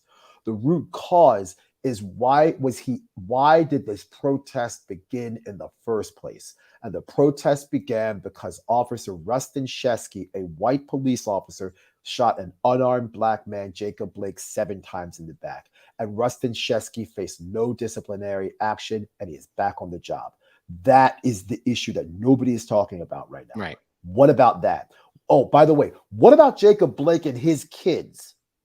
What about that? Are we even talking about that anymore? No. Because Jacob Blake, Jacob Blake, hey, whatever, and again, and this is something that I've taken a step back from in terms of watching a whole lot of not only leftist media, but media in general. When I got COVID, I kind of just needed to take a break from everything and clear my mind and just get away from it, right? Yeah. But even I'm seeing it now again. The left on Twitter is the most toxic part of Twitter. The left is even more, the right isn't nearly as toxic as the left. Because the right, sure, you might have some disagreements, but they at least coalesce around general ideas that they generally agree upon. The left, there's different stratifications of the left. You have your Sam Cedar, Kyle Kalinske left. You have your Brianna Joy Gray left. You have your Nick Brana, Bernie Sanders-ish left. You have your Jimmy Dore, Ron Placone, Graham Elwood left. Right. And then you have super far left, Jill Stein, Ajamu Baraka, Howie Hawkins left. Right. And people within that diaspora can't even seem to agree on generally accepted principles that they can all accept and move forward with against to fight for humanity, freedom, equality, and survival that you see on my t-shirt. The conservatives, the right, does a considerably better job of doing this. This is why in 2022, the Democrats are fucked up and it's over. It is done for them. And in 2 years, when the Trump revenge tour is in full swing, watch him come back into office. At this time, I think Trump is going to do something slightly different. I don't think Mike Pence will be his vice president. I don't think he'll do it at all. I think Trump will go ahead and play along with the whole culture war situation. Because I think he'll totally go ahead and do this. And it would not surprise me if Donald Trump has a female vice president. And I can tell you who I think it might be. I could see Nikki Haley being that vice president. In fact, I think Nikki Haley would be a perfect vice president for Trump. Here's why. Because Nikki Haley also has Eastern Indian roots, just like the current vice president of the United States, Kamala Harris. Right. So now, which is it? Do we have Nikki Haley, who is Indian, who has Indian heritage, who grew up in South Carolina, or who's more Indian? Who's more Indian? Is it Kamala Harris more Indian than Nikki Haley? Who's more Indian? Or the other obvious person that we put at the vice presidential role under Trump is Kristi Noem. Kristi Noem, I think, is the governor of, I want to say, North Dakota, if I'm not mistaken. She's in her late 40s to early 50s. I can completely see her being Trump's vice presidential candidate. Mhm. Because, hey, if we're going to go ahead and trot out the rotting corpse of Joe Biden, or we're going to have Kamala Harris as potentially the presidential nominee in 2024, certainly Trump would want his share of ammunition to have go against a woman who could potentially be the president of the United States. So, eh, so I could totally see that happening. Or Trump finds a conservative black woman that we've never heard of, and then say, well, wait a minute, who? Like, for example, the current lieutenant governor of Virginia. Yeah. I forget her name, but she's a Yeah. conservative, gun-toting black woman. Right. Maybe she's the candidate. Maybe Candace Owens is the candidate. Who knows? Who knows? Maybe Kimberly Klacik, Kim Classic, who's a conservative politician from Maryland. Maybe she's it. I don't know, but I can totally see this happening with when Trump runs again in 2024 and more than likely wins the presidential election. More than likely, because the Democrats had every opportunity to secure this bag. This is the easiest presidential election I've ever seen in my life to win. Ever, ever. All anybody had to do was get on stage anywhere and say one of these five things. Hey, if you elect or re-elect me, I will put money in your pocket, keep you in your home, get rid of your student debts, give you health care, and legalize weed. I'll do these things. If either one of those presidential candidates said we're willing to do one of those things, they would have won the president, or just not even do it, but say they were going to do it. Right. They would have won the presidency in a landslide. In a landslide. This would have been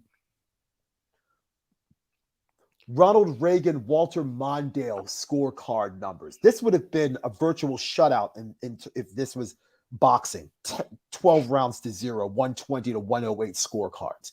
This would have been a big victory. But no, neither presidential candidate actually gives a shit about the people. And we already know Trump is a complete narcissist and a nincompoop, and Biden is a neoliberal shapeshifter, and who's Mr. Credit Card, Senator Credit Card, if you will. So Right. this would have been the easiest election to win. Colin, this is why neither you nor I could ever be president of the United States. Well, neither of us could be president because we weren't born in this country anyway. Right. But we couldn't be president of the United States either because we actually care about people, number one. But number two, we would actually do shit that benefits people. Right. And let me tell you, if I became president of the They'll United kill us States, first before we even get there. So don't even try. yeah, that too. There's that too. There's that too. There's that too. But the first thing, if I became president of the United States, one of the first things I would, all those fucked up laws that Joe Biden did that I explained earlier on, I'm repealing all of them. All of them. And I don't care if I get carpal tunnel syndrome from all the executive orders that I would write up. Oh boy. What? Next thing, Section 1881A, giving everybody health care. We're in the middle of a pandemic. We're doing that. I'll figure out a way to pass HR 40. That way we can get Sandy Darity on in the cabinet. That way we can figure out reparations for American descendants of enslaved Africans. Oh, I would do so much shit. And I would be a one-term president because I don't want to be a two-term dude. I just want to do a bunch of shit, get out and just keep playing shows and hang out with my daughter's soccer games. That's it. I don't want to be president of the United States for 8 years.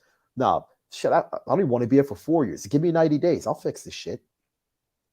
I'll fix it. Executive orders. Defund the Pentagon. Defund the Pentagon. $780 billion going to the Pentagon, and we have homeless people? Nah. Create a housing first program. Create a jobs program based upon having internet for all and housing for all. Easy job programs. You know how much people need internet that don't have internet across this country?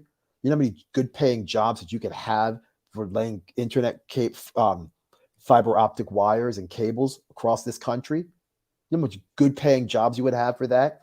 A demilitarized Green New Deal? Oh my goodness, come on. You kidding me? Let's fix the infrastructure. I was in Europe. I've been in Europe for almost a month. I took some of those trains across Germany. Clean trains, gorgeous trains. They're efficient. Oh, and guess what? They have Wi-Fi. All of them. And their bathrooms are clean. And they're, guess what? The people that work for DB, Deutsche Bahn, which is the main train company in Germany, they're all getting health care and their wages are quite good. And let me guess, and if they don't like that what the employer is doing, they have the opportunity to unionize, which is something that most people in the United States don't have the opportunity to do. And unionization is a human right. Look up Article 23 of the Universal Declaration of Human Rights. We have the ability to unionize, or what's called collectively organize.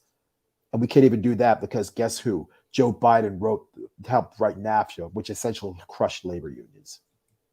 Right. So since you mentioned him, let's switch into Obama for a second. So I need to share my screen, but Yes, shout out to Fred Hampton leftist Nick, known as Socialist MMA. Yep. So he sent a tweet on Halloween when he was on Jimmy Dore's show, talking about the NBA strike. Yes. And so actually, I'm going to play it for people who do not know, if I can get it. All right. We'll touch on this, especially. Oh, no.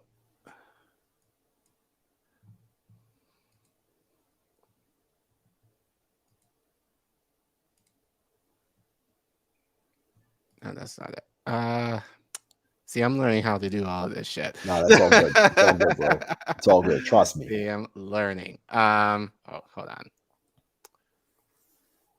So share screen. Share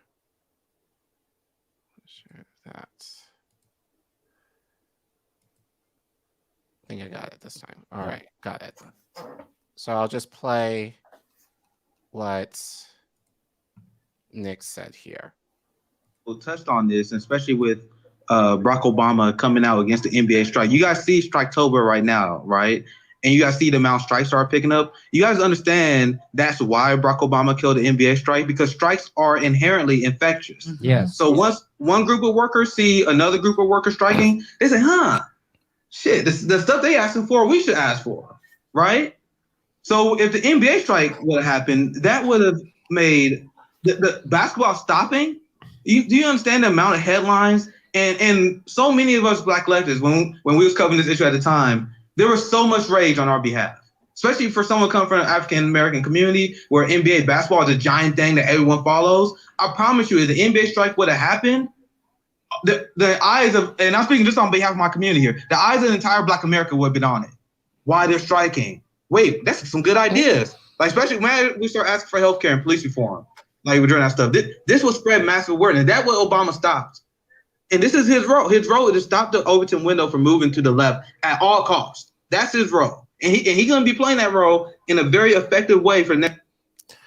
So Nick basically said in regards to the NBA strike that it would have got the country's, especially Black community in this country's attention. And then I saw that and I added, following his thread, I'll add to what Nick said here. We'll touch on this, especially with an NBA strike would have ripple effects among the African diaspora worldwide.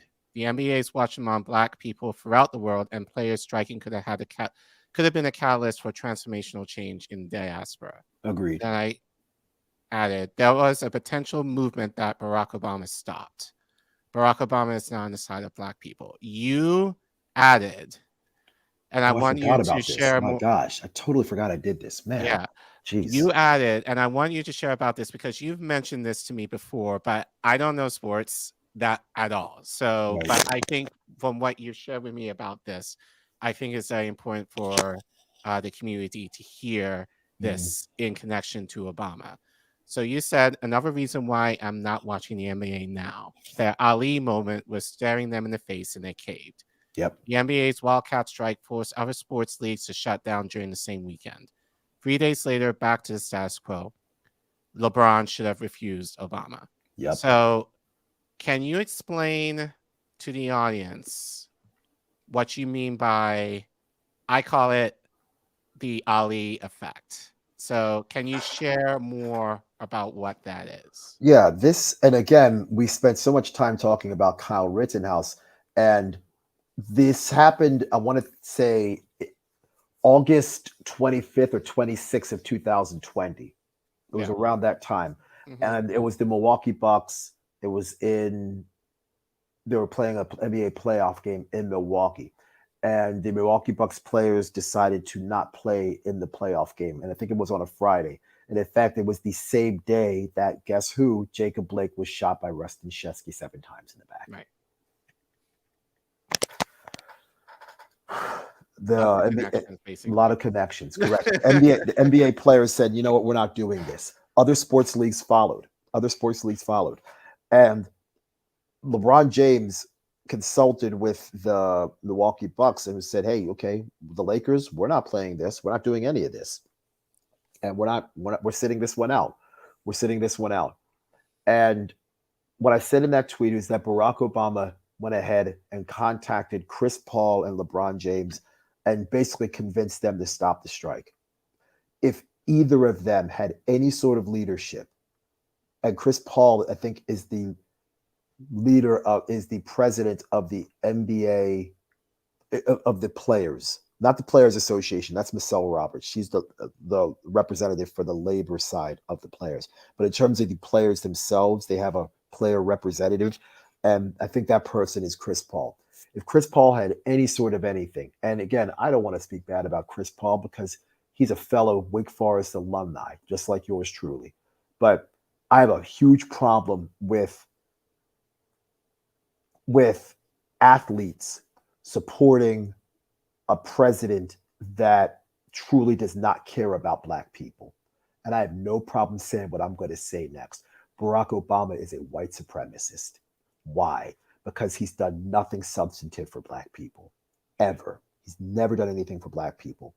The only Black person he cares about is himself, his wife, and his kids. That's it. Nobody else. He threw the Black reverend that he was involved with for all those years out of Chicago, Reverend Wright. He threw him under the bus. Okay, when it was time to publicly defend a Black Harvard professor by the name of Dr. Henry Louis Gates, when Henry Louis Gates was unlawfully arrested and almost shot to death by police officers, what did he do?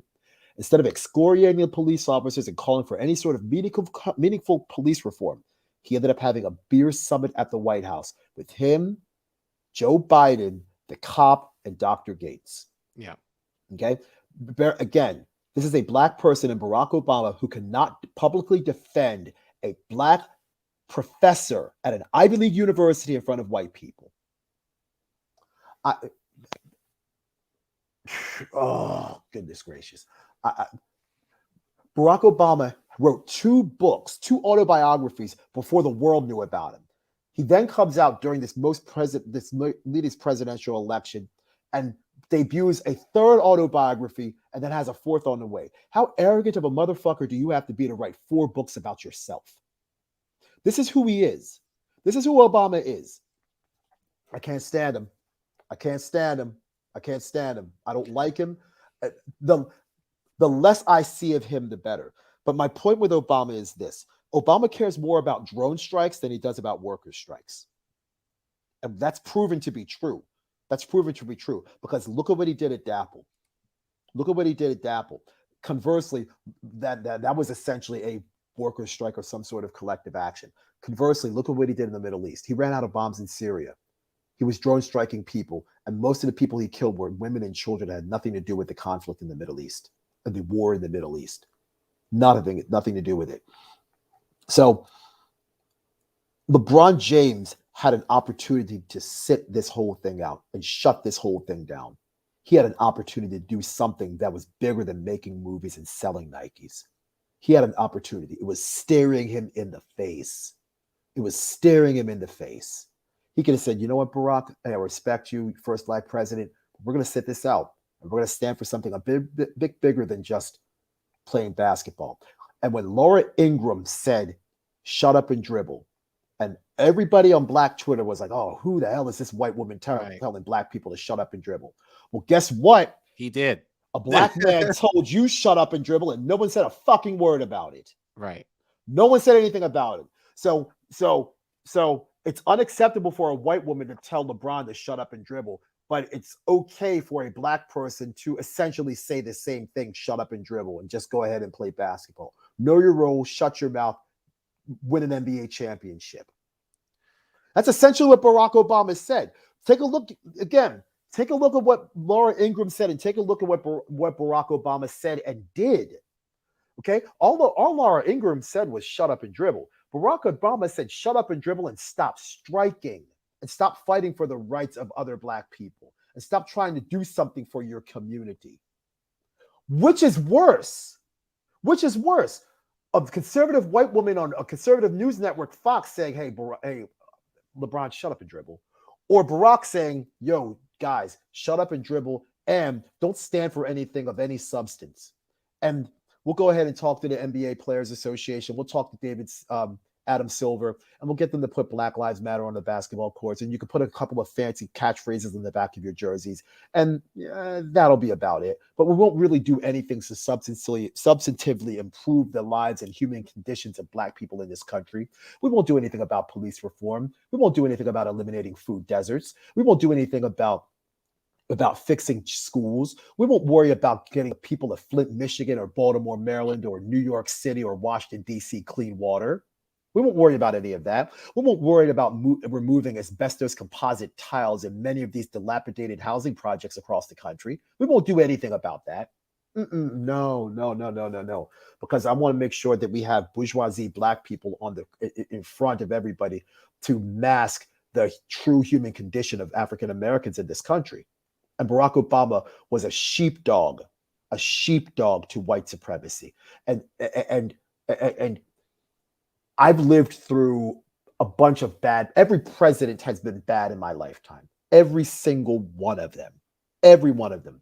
Reagan, horrible. Clinton was particularly destructive because, and again, going back to the Black bourgeoisie class, there were Black bourgeoisie Negroes in the early 90s saying that Bill Clinton was the first quote-unquote Black president. Yeah. What the fuck were you talking about? What the hell were you thinking? Really? He was the first Black president because he was Baptist? He was Baptist, grew up in Arkansas, hung out with a few Black people and played a saxophone on the Arsenio Hall show? He was the first Black president that had no problem locking up your dad and your mom and your uncle for minor drug crimes. That's how Black he was, right? And guess what? And Barack Obama had no problem doing all the same shit that Clinton did. Because again, if you look at Barack Obama's cabinet, much of that cabinet came from Clinton. Right. Much of it came from Clinton. And if you look at a lot of Biden's cabinet, much of Biden's cabinet came from the remnants of Obama. And Obama's biggest failures, and I think Obama's 8 years was an entire failure, but Obama's biggest failure was the failure to not do anything about Black people and about police officers for Black people. He had an opportunity to do something about it, and he did nothing for it. He did nothing about it. He could have done something with healthcare, failed to do that. He could have stopped all these wars in the Middle East. He went the other way and added 5 countries to the roster. He could have done something about the banks. Nope. He could have bailed out the people instead of the banks. He failed to do that. Barack Obama is the worst president of my lifetime. The worst president of my lifetime. And again, when I was screaming at the top of my lungs last summer saying, yo, you don't want Biden as president. You don't want Biden as president. And again, where in the hell are all these idiots on the left that said, hey, let's get Biden elected, let's get Biden elected, and then we'll push him left. Right. Quite honestly, the stuff that Biden has been doing now in the past little more than 300 days or so, quite honestly, has been to the right of Trump. Yeah. For the most part, it's been to the right of Trump. At least Trump consistently put money in unemployed people's pockets. Biden hasn't done that. In fact, Biden cut short many of the social programs that were designed to help people during the pandemic. Right. At least Trump was like, we'll try to do some shit. We'll try to do something for people. And then Nancy Pelosi consistently was like, oh, well, no, we don't want to do this. We don't want to do that. We don't want to do this. We don't want to do that. Look, I got a few thousand followers on Instagram. I got a few thousand followers on Facebook. I got a few thousand followers on Twitter. I could find 538 people randomly throughout all of my social media accounts, and I could put 538 people in the halls of Washington, D.C., and we would do a better job than the 538 people that are there right now, because they are all useless shills, all of them. And quite on, and I said this in the interview that I did during the Andrew Brown Jr. protest, which became part of an art exhibit in Rome, Italy, and I know we wanted to talk about that. I said in that interview in Elizabeth City, North Carolina on April 29th, I said there is no use for the Congressional Black Caucus. No. None. Because what has the Congressional Black Caucus done to alleviate the consistent suffering of Black people, Indigenous people, and people of color in these United States? Nothing. And there's also no use for the squad. There's no use for Pramila Jayapal. There's no use for AOC. There's no use for Jamal Bowman. There's no use for Ilhan Omar. There's no use for Raphael Warnock. There's no use for oh gosh, who else? I'm forgetting somebody. I mean, it doesn't matter, but Rashida Tlaib. There's Yeah. no use for her. There's no use for any of these people, anybody in the squad. None of them. And again, I said this in my interview on April 29th with our dear friend John Farina. The next time they do something for Black people will be the first time. Right. The next time. And quite honestly, the next time they do something for the people that their constituencies will be the first time. None of these people care about anybody, which is again why I'm consistently calling for worker strikes across this country. Shut every fucking thing down in this country. No truck driving, no slicing deli meat at your local Safeway, no HVAC repairs in Arizona, no UPS trucks driving across the country. Shut down FedEx, shut down everything. And this involves sports leagues too. These athletes had an opportunity to do something bigger than them, more than just their shoe contracts, more than their endorsement deals, more than their social media profiles or their quote unquote brands. What about that? Do something bigger than yourself. Stand up for something more than just your legacy on the basketball court. What about having a legacy off the court or off the field? This is why Colin Kaepernick, what he has done so far has been nothing short of brilliant. Nothing short of brilliant. He is that seminal figure that people I think should be paying more attention to. Okay? He's the person, and again, him and Eric Reed. And again, sure, nothing's perfect. No one's perfect. Neither was Ali. But at least they sacrificed something for the greater good of their people. These current NBA players don't do shit, which is why I'm not watching any of them. I'm not watching the National Football League either, because the National Football League cares more about their players hitting women than making sure the players are safe. That's what they care about. They don't care about anything but making money. None of them do in the National Football League. And they rolled over when it was time to do something, and Jerry Jones said, "Oh, my players are going to not, or they're not going to take a knee. They're going to stand for the national anthem." And Roger Goodell, the worthless shill that he is, said, "Oh, you know what? We're going to not side with the players. We're going to side with the labor owners." And I want people to understand who Roger Goodell actually is. You know, Roger Goodell's father was a state senator out of New York State. You do realize this, right? I actually didn't realize that. No. There's more to this. Roger Goodell's wife is a lady named Jane Skinner. Do you know who Jane Skinner is? No. Jane Skinner used to be a news lady on Fox. She used to work for Fox.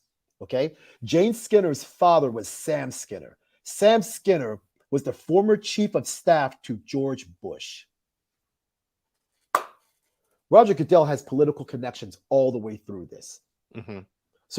So do you understand why the National Football League rolled over like a donut when it was time to actually do something for the majority of their workforce, which is Black people? And do you understand why the NFL Players Association president, DeMaurice Smith, is another one of these Black bourgeoisie people that doesn't give a shit about their players? Useless. I'm not watching any of these athletes. Fuck all of them. I'm not watching the NFL. I'm not watching the NBA. They're all worthless shills. You can keep your $1 million contracts. There's a wonderful book that I think it was William Roden, who's a wonderful writer for the New York Times, wrote. He called the name of the title of the book was The $40 Million Slave. The $40 Million Slave. And there's never been more accurate than what I'm talking about right now, because that's what these athletes have become. They've become enslaved to their teams. They've been There's no difference between the NFL draft or NFL combine and enslaved Africans in the 1800s and 1700s being selected by their white slave masters. There's no real difference. You find the biggest and the strongest who can do the best work for you. And when you completely destroy their bodies and use them up, you discard them and you find more bodies. You find more bodies. It's the brutalization of black bodies for white entertainment that is absolutely fucking disgusting in this country. And we consistently see it. We consistently see it.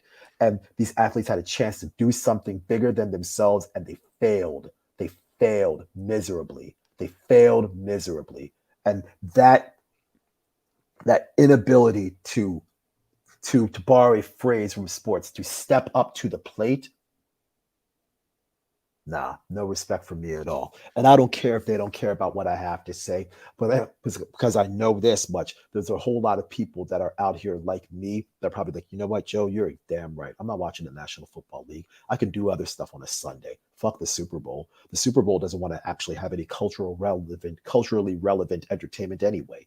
They want to roll out the same 5 bands that nobody cares about, nobody's heard of. How many times you got the fucking Rolling Stones playing the same shit over and over and over again at the Super Bowl? What about having Earth, Wind, and Fire at the Super Bowl? Huh? Philip Bailey can still sing. So that would be a hot show. Let me tell you something. I won't watch the game, but I'll watch Philip Bailey and the Phoenix Horns go for it for 35 minutes. I'll watch that. And if Philip Bailey can still hit that high note in Reasons. So I want to go back to what you said regarding LeBron James, that he missed his Ali moment. Yes. So can you share what that means? Ali gave up the best part of his career because he cared about people, more specifically black people. LeBron James could have done the same thing. LeBron James is one of the 2 or 3 most powerful athletes in the world. It's between him, Cristiano Ronaldo, and probably Lewis Hamilton. And Lewis Hamilton is biracial and British. So LeBron James could have done something about this. LeBron James, I'm not saying LeBron James could have given reparations for American descendants of enslaved Africans. But at least he could have continued to put that conversation in the forefront. LeBron James could have seen all of these people that spend hundreds of dollars on his shoes to do something about potentially getting school lunch programs in inner city schools, or doing something about childhood education, or trying to get more funding for education, or doing something about healthcare. He could have done at least something somewhere along the lines, somewhere. And it's all well and good that he has his own school. That's great. But you know what? There's other people that live outside of Akron that need help. And he could have done that. There's a lot of people that look up to him. There's a lot of people that look up to Kevin Durant. There's a lot of people that look up to a lot of these NFL players that they could have done something collectively. And again, my uncle told me this years ago, and I never forgot it. He said, Joe, you got to move as a fist, not as fingers. Mm-hmm. I'm going to say that again. You got to move as a fist, not as fingers, because you can't make an impact as fingers. When you come together as a fist, that's when you make an impact. Okay? And they could have need that lesson for the left too. You heard that. You heard it. You heard it. You said it and I heard it. And everybody else did too. But he had his moment. He could have sat out, and I guarantee you, if he sits out, a whole bunch of other players sit out. And if he sits out and other players sit out, guess what? Other leagues sit out. Other sports leagues sit out. How much do you... And again, this is bigger than just sports and politics. No, and that's why I said, because, this would have been shown worldwide.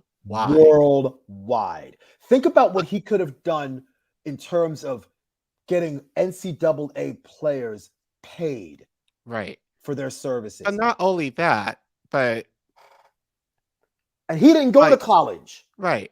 But people in Africa watch NBA, or at least know of. players who go in the NBA. And the Look how many fact that, Africans again, play in the NBA now right. who And are the from fact who are of that African descent. right. And the fact that George Floyd, as I shared on many streams before, like when that whole thing was going on, the first people who called me to check in on me wasn't anyone in this country. It was Nope. my Ugandan, who I call brothers and sisters, Yeah. who called in to check on me, Yeah. and they would be the most far removed from the situation than we are. But the fact that they called me first was very significant to me.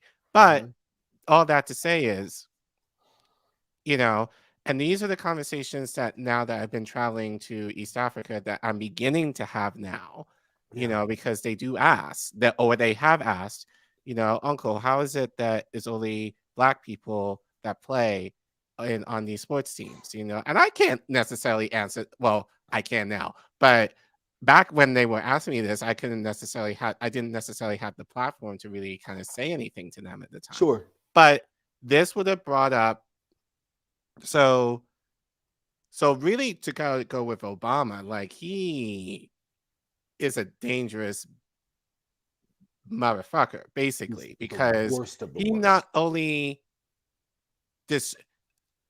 he destroyed a movement that could have revolutionized the diaspora as a whole in Yes. regard to what the NBA was willing to do, Yes. that everyone would have been watching. And then, so like people in Africa to be like, oh, they're striking. What's that? What are they doing over there? That could have gave them some ideas as far as the issues that are occurring in their countries.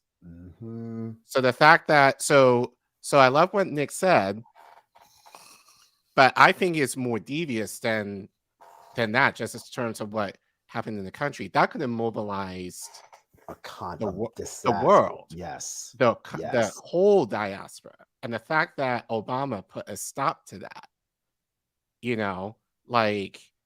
is really significant. And it is sad that people, I think especially Black people, are not necessarily making that connection. But yeah, just with what he did to kind of shut down the strikes of the NBA was really, it was a massive butterfly effect. Right. Yep. And the fact, it's not even just the fact that Black people are upset or aren't upset that Obama shut down this whole worker strike, this wildcat strike. It's the fact that most Black people on the left aren't even aware of how the potential butterfly effect of everything that could have happened if this worker strike had gone through, and did a sustained effort, not only within, and I keep saying this, intra-industry and inter-industry. If you had a bunch of striking NBA players, the NFL would have shut down. And let me tell you, there's a bunch of really good Black and Latino and Afro-Latino baseball players. You think they would have said, hey, you know what? Shit. Because again, the whole situation with George Floyd and police violence, for every George Floyd that was killed, there's a Javier Ordonez in Bogota, Colombia, that was killed. 41-year-old attorney got killed with a knee to the neck. Okay. There's a lady named, I think her name was Ana Luis Salazar. She was a El Salvadorian refugee that got killed in Mexico City by the knee to the neck by the police. So you don't think that the women's the women's tennis association wouldn't have shut it down? You don't think they would have paid attention? You think Serena and Venus and Sloane Stephens would have been like, yo, you know what? And Madison Keys, these are all Black women tennis players, would have been like, oh shit, you know what? Yeah, let's not play. Not play. We're not doing this. You think Tiger Woods and his palatial estates in Florida would have gotten out of back surgery and traction and massage therapy and said, hey, you know what? Yeah, this George Floyd shit is fucked up. I'm not playing golf anytime soon. Right. Oh, and I'm also canceling that contract with Nike until they actually get rid of sweatshop labor. Right. You think the biggest problem that I have with athletes right now in America, and I'm specifically saying America, is I'm not sure they realize how much power they have.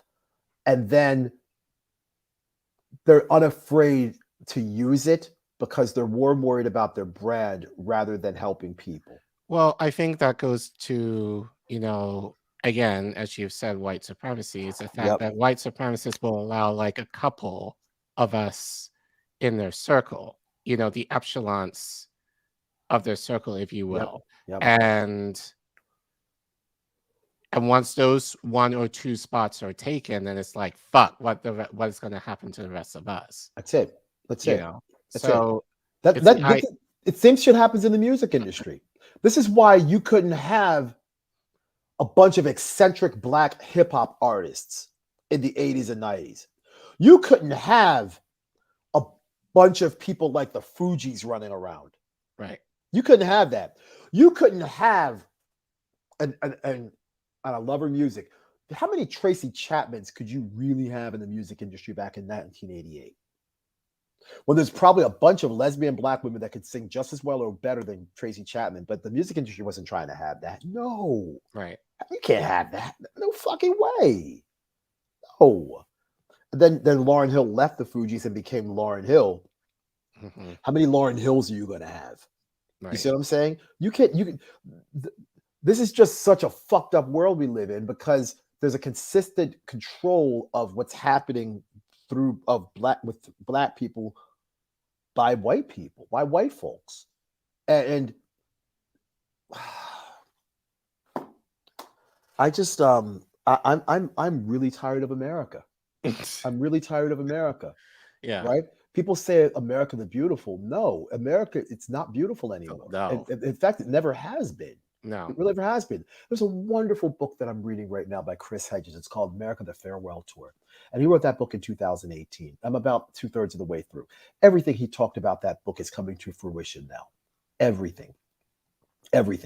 And I think the sooner people realize what is actually happening to America and what is happening not just to black people, but there's a whole lot of poor and lower class white folks and low earning white folks that are dealing with the same shit too. Right. The only difference between a poor white person and a poor black person is white privilege. Right. That is the difference. And all of the benefits that white privilege comes with it, like generational wealth. Right. That's why a poor white person with a high school education can still have a higher net worth than a black person with a college degree. White privilege. But in the end, the income levels are probably similar or the same. But because you're a poor white person, you can exercise certain privileges over other black people, indigenous people, and other people of color.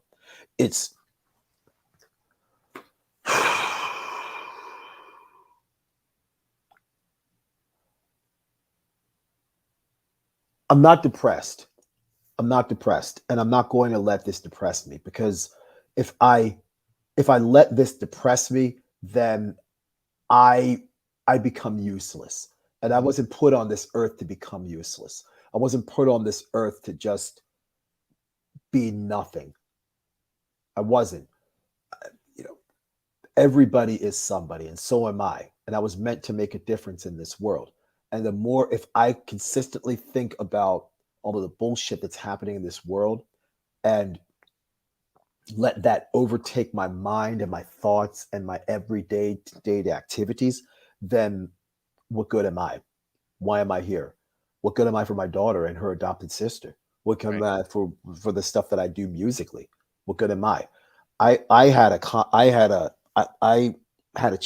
beautiful opportunity to teach a DJing seminar this past weekend in Edmonton, Alberta, Canada. And it was a wonderful experience. And I shared a lot of the stuff that I had to go through to get to where I am, an international DJ that's traveled to now 50 countries, 50. And I've never made a tune in my life. I'm learning how to do that now, thanks to everybody at Ableton. But the whole concept or the whole idea of having to be twice as good it's even more than that in the music industry. You have to be a super genius. Yeah. You have to be Superman, Spider-Man, and Wolverine to feel like you're going to get some sort of opportunities in the music industry. The the goalposts are not 100 yards away. They're in some cases 100 miles away. And you just, that's why the other day when I got sick and I got really frustrated one day, my heart rate was about 135 beats per minute. And I just had a bad fever and I just was laying in bed. I just got angry with just everything, my life, just all of that. Not just JC saying, love Joe's set on Saturday. Good to meet you, Jace. I appreciate you. And say hi to Rob. I appreciate him too for coming out. Yeah, JC was at the show that I played in Calgary this past weekend at the Commonwealth in downtown Calgary, Alberta, Canada. So yeah, your man's international. I'm all over the world. All right, I'm all over the world. I'm worldwide. I'm like you, brother. I got 3 passports and I'm going to use them. Right. I'm using them judiciously. But yeah, I'm everywhere. And and I remember saying to one of the people I was talking with, and she was the only person of color in the room. And I said, look, good enough is not good enough. Yeah. Especially when it comes to you. Right. So as good as you think you have to be considerably better than that just to think about getting opportunities. So good enough's not good enough. So just remember, if you don't remember anything I said about any of this, just remember I told you that. Good enough's not good enough. And I remember my dear Uncle Ansel, God rest his soul, he told me that when I was a little boy, and I never forgot that. And I think every Black person in America has somebody, or at least has heard somebody tell that to another Black person somewhere along their lives. Mm-hmm.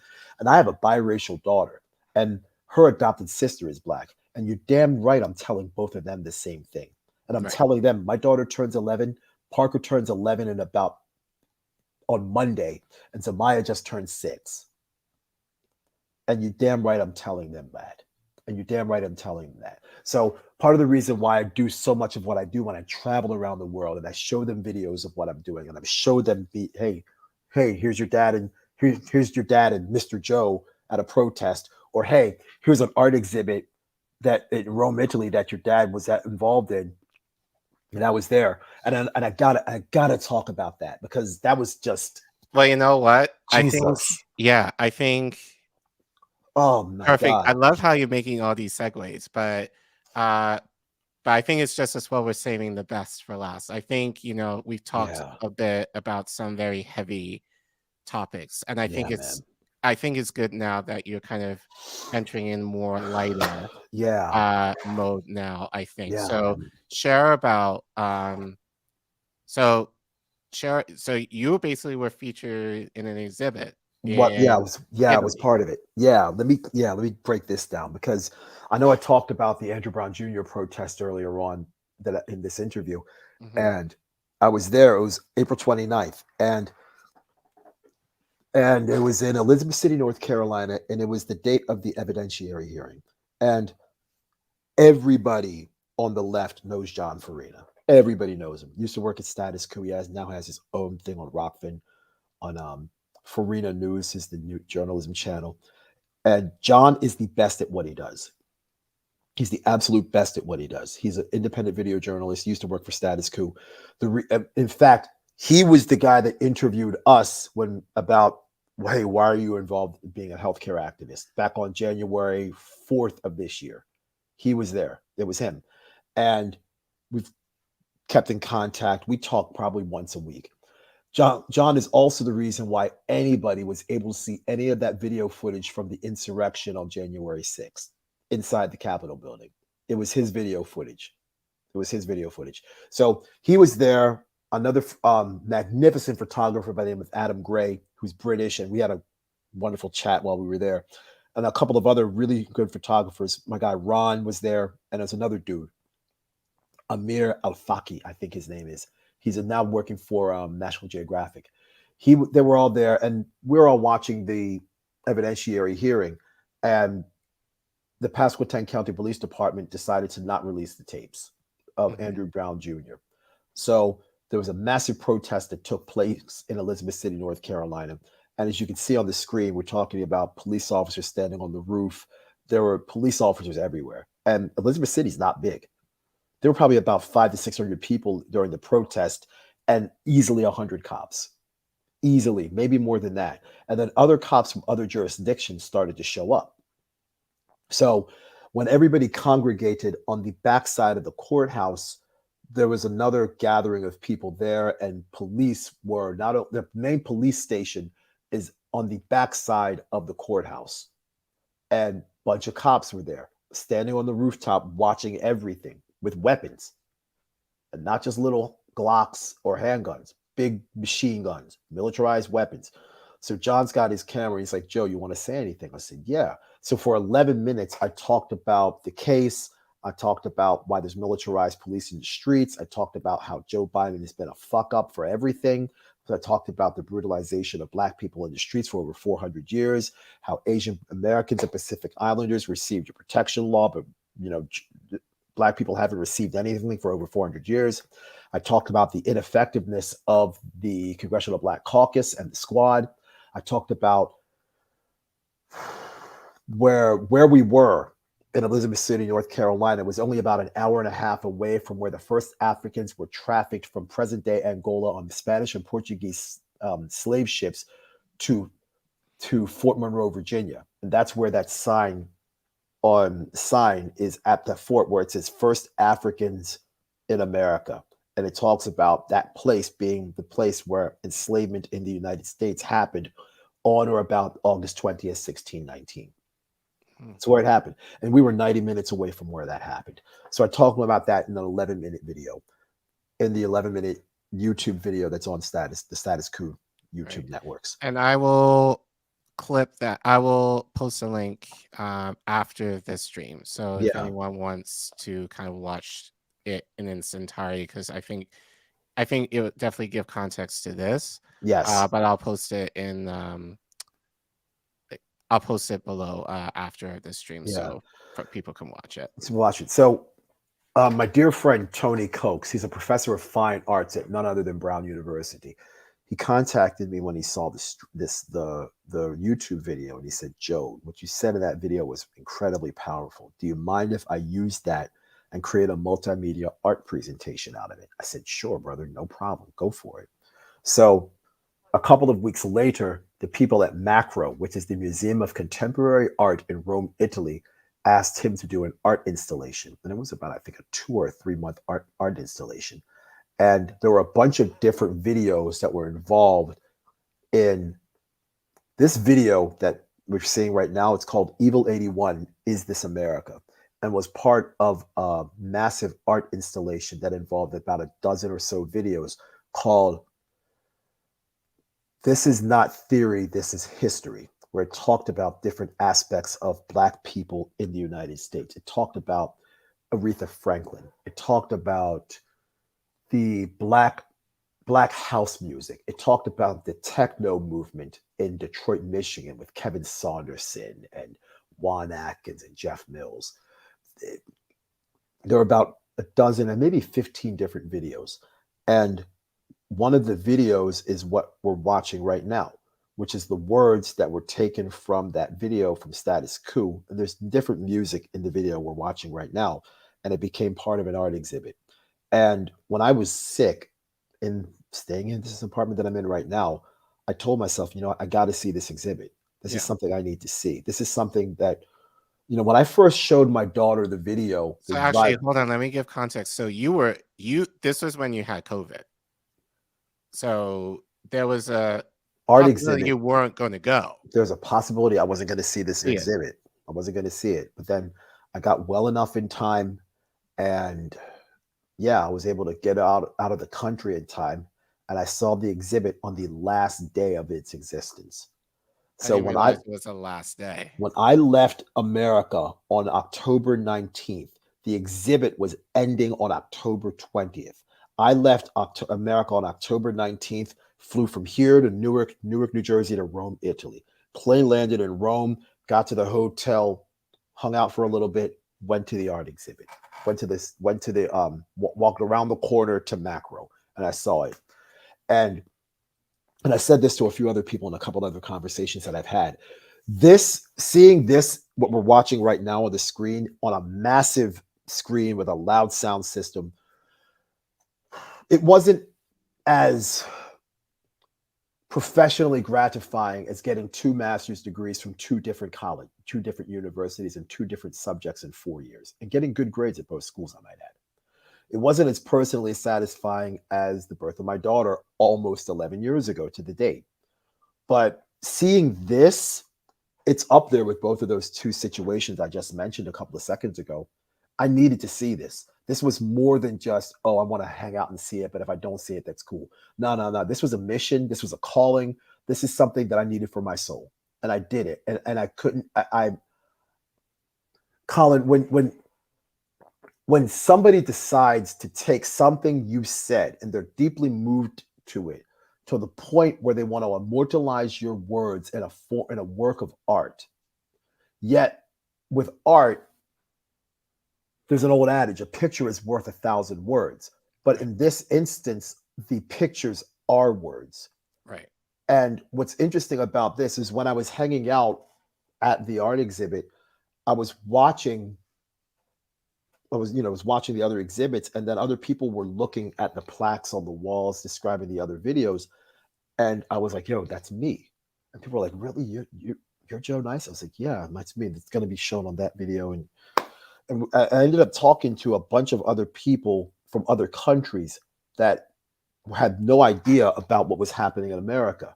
Yeah. I ended up and a bunch of other people who, in the probably 2.5 or 3 months of this exhibit, were watching not just all of the other videos, but this video here. And we're like, well, wait a minute. Why? Wow, is America really doing this to its people? Is America really doing this with police officers and Black people? What's really happening here? So the fact that what I said in that 11-minute video that John took with Status Coup on April 29th, and people from other countries, people from around, not just Italians, but there were other people from other countries there hanging out, seeing it. In fact, there were 2 people I ended up talking with, and they were both from Colombia. Mm-hmm. We now follow each other on Instagram, and we chat here and there from time to time. There was another lady who was there, and I think she was from South Korea, and she had, I think, goes to school there, and she had seen the exhibit a couple of times and saw not only my video but the other videos. And the fact, and I remember the day that I received the original video, and I showed it to my daughter, and my daughter started to cry. Parker started to cry, and I'm like, baby, why are you crying? And it wasn't, and I didn't know if it was about the content of the video. And her exact words were, Daddy, I'm proud of you. That's what she said to me. She said, Daddy, I am proud of you. When she said that, that's all I needed to hear. Yeah. That's all I needed to hear. Daddy, I am proud of you. And and I keep telling everybody this about my little baby girl. She's the 10-year-old. She's going to be 11 next week. She's the 10-year-old that I wish I could have been when I was her age. Mm-hmm. Because she's so smart. She's so intelligent. She's so athletic. She's everything I wasn't. And yeah, she's everything I wasn't. And that's why I'm doing everything I can to pour every ounce of my energy into her, so she can go ahead and live her dreams and live the life that she wants to live. And she doesn't have to rely on anybody else for anything. And when she feels that something's wrong, she can come to me and be like, well, look, no. You go ahead and you tell your teacher, I don't like the way you're talking to me. You go ahead and tell your gymnastics coach, no, you can say what you want, but you're not going to use these words to me like this. You're not going to speak to me with that sort of tone. You go ahead and tell your teachers this, okay? And I tell her these things because it's important, because you just can't, for everything that I've been saying for a little more than 2 hours now, and not just the emotions in my words, but the force that's coming from them. If I'm saying this to people that will eventually, hopefully, watch this conversation between me and you, brother, what do you think I'm telling my daughter? What do you think I'm telling her? What do you think I tell her every morning before she goes to school, when she's on her way to school and I FaceTime her in the morning? She jumps out of their mom's minivan on fire. She jumps out of her mom's minivan on fire. And I have to make sure I do that. I have to make sure I do that. So that's why when about an hour ago, when I was talking about, you know, everybody having a purpose and doing something bigger than you, my doing something bigger than me, it's not me, it's my little baby girl and her adopted sister. You know, Whitney Houston said years ago in 1985, she said, "I believe that children are the future. Teach them well and let them lead the way. Show them all the beauty they possess inside." That was Whitney that sung that. That ain't me that's telling you that. And it's my responsibility not only as a parent of two girls that'll eventually grow up to be women, but not just women, but Black women. But it's a responsibility of me as a Black father to both of them, and not even a blood father to Zamaya, but I'm the closest thing to a father that she has. Not just a father, but a male figure in her life. It's not only my responsibility, it's my duty to make sure I'm doing this for them. So when I travel around and I show them, hey, look, there's other stuff that's better than America or different than America. You know, when you have conversations with your classmates, you know what? Yeah, you don't have to agree with everybody else.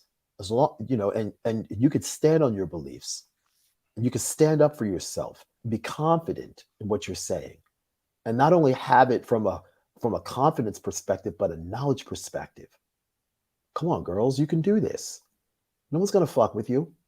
And if they do, your daddy's got your back always. All right. That was the importance of this. That was the importance of me going to see this. That was the importance of me showing my daughter this and her sister Zamaya this, because it matters. It matters. And this is the kind of stuff where yes, Black people in this country may not necessarily be able to own homes and pass down any sort of generational wealth. Okay. But not every sort of wealth is measured in money. Sometimes the wealth that you get is a wealth of knowledge and wisdom from those who are your part of your family. Yeah. Sometimes that wealth comes in the form of a legacy that was left behind. So you can build upon that legacy that others have built for you. Sometimes it's about seeing a good example of a good example. And then you have something to go forward with.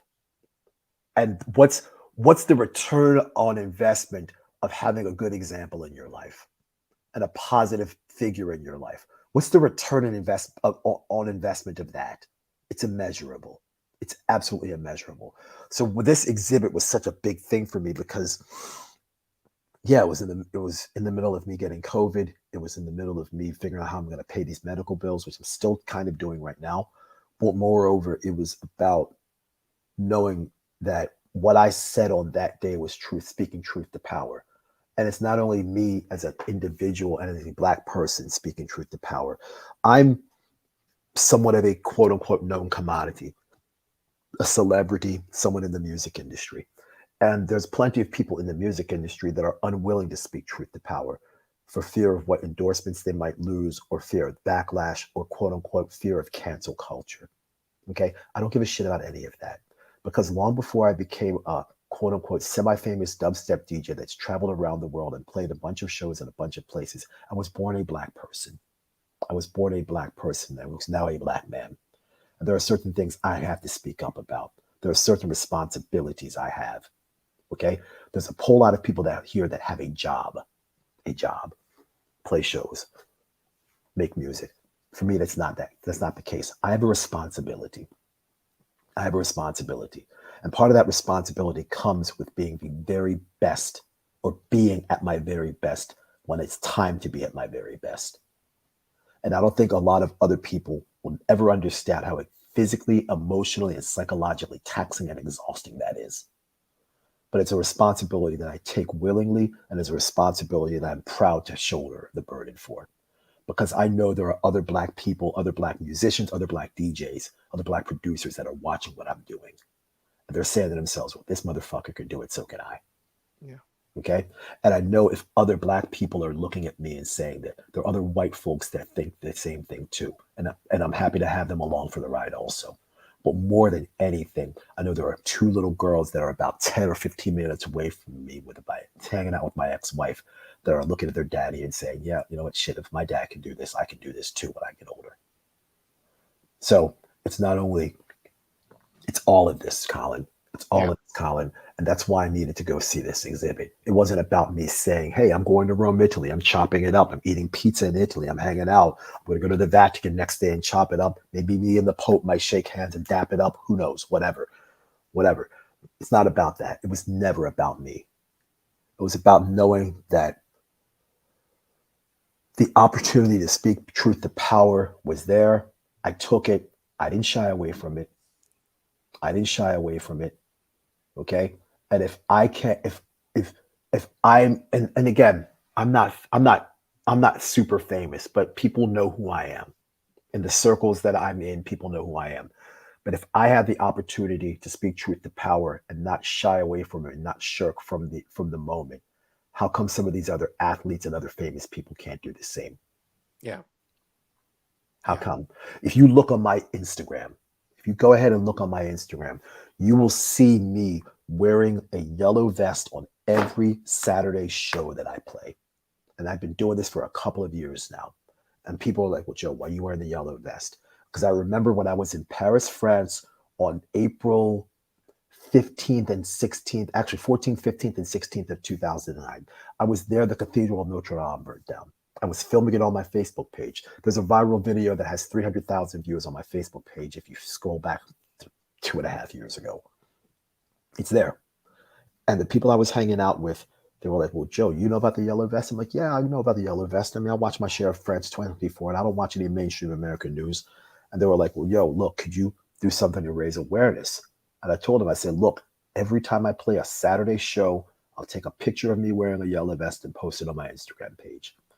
Go through and scroll back through the thousands of posts that I've had over the past couple of years. You're going to see a bunch of posts with me wearing yellow vests on a Saturday night show. And I have a little bit blurb about why I'm wearing this yellow vest and what it means. I did it this past Saturday in Edmonton, Alberta, Canada. And not only had a yellow vest on, but it was the Medicare for All yellow vest that Eric Kessner sent me.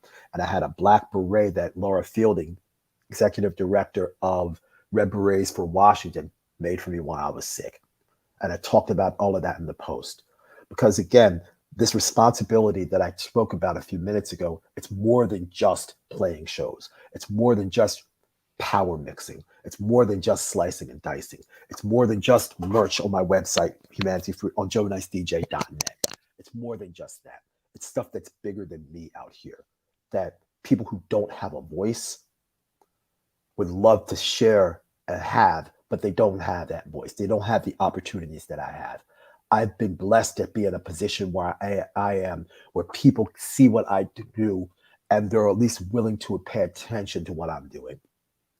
They're at least willing to pay attention. And if they want to follow along, cool. If they don't, that's cool too. But they're at least willing to watch. And if they're willing to watch, I'm going to give them something to watch. I'm going to give them something to take home. I'm going to give them something to think about. And I'm also going to give them something to shoot for. When I tell people, when people come up to me and say, yo, Joe, yo, great mix, man. Great mix, man. I want to mix just like you. My response, Colin, is always the same. I say, yo, don't mix like me. Mix better than me. Right. Be better than me. Don't mix like me. Be yourself. Everyone else is taken. Be better than me. Mix better than me. Watch what I do. Listen to my mixes. Go for it. Go for it. Don't mix like me. Don't be like me. Be better than me. Because if you, for me, it's not about cash, man. It's about the culture. Right. It's about the culture. And then when you think about some of the stuff that I'm involved in activism wise, it's not about me potentially getting some really good paying job somewhere and using my degrees, although that would be nice. That would be great. I would love to do that. But you know what? It's about people. It's about making sure that people have health care. It's about making sure that people have a place to live, and we eliminate food deserts and we do something bigger than us. That's why you and I have connected on so many levels, and I'm so happy that we have done that, because It's not often that you meet people where you're like, yo, I can fuck with this dude, man. He's cool. You know, this cat's got his head on straight. This cat's got his shit together. And the fact that you and I share similar backgrounds obviously makes that connection deeper and easier. But I think for me, you know, I'm actually kind of glad that I saved this for last, because I did, and I think I wanted to talk to you about legacy, and you basically shared everything I could have possibly wanted to ask you, I think, within the last 20 minutes or so. Yeah. But I think about legacy a lot in terms of, I think just more directly my dad, who, you know, and my dad's a funeral director, so obviously he's in the business where you have to think about that stuff, especially, you know, but for real. But I think, but my dad's a Pan-Africanist, so just the idea of like your life, especially as a Black person, is not your own.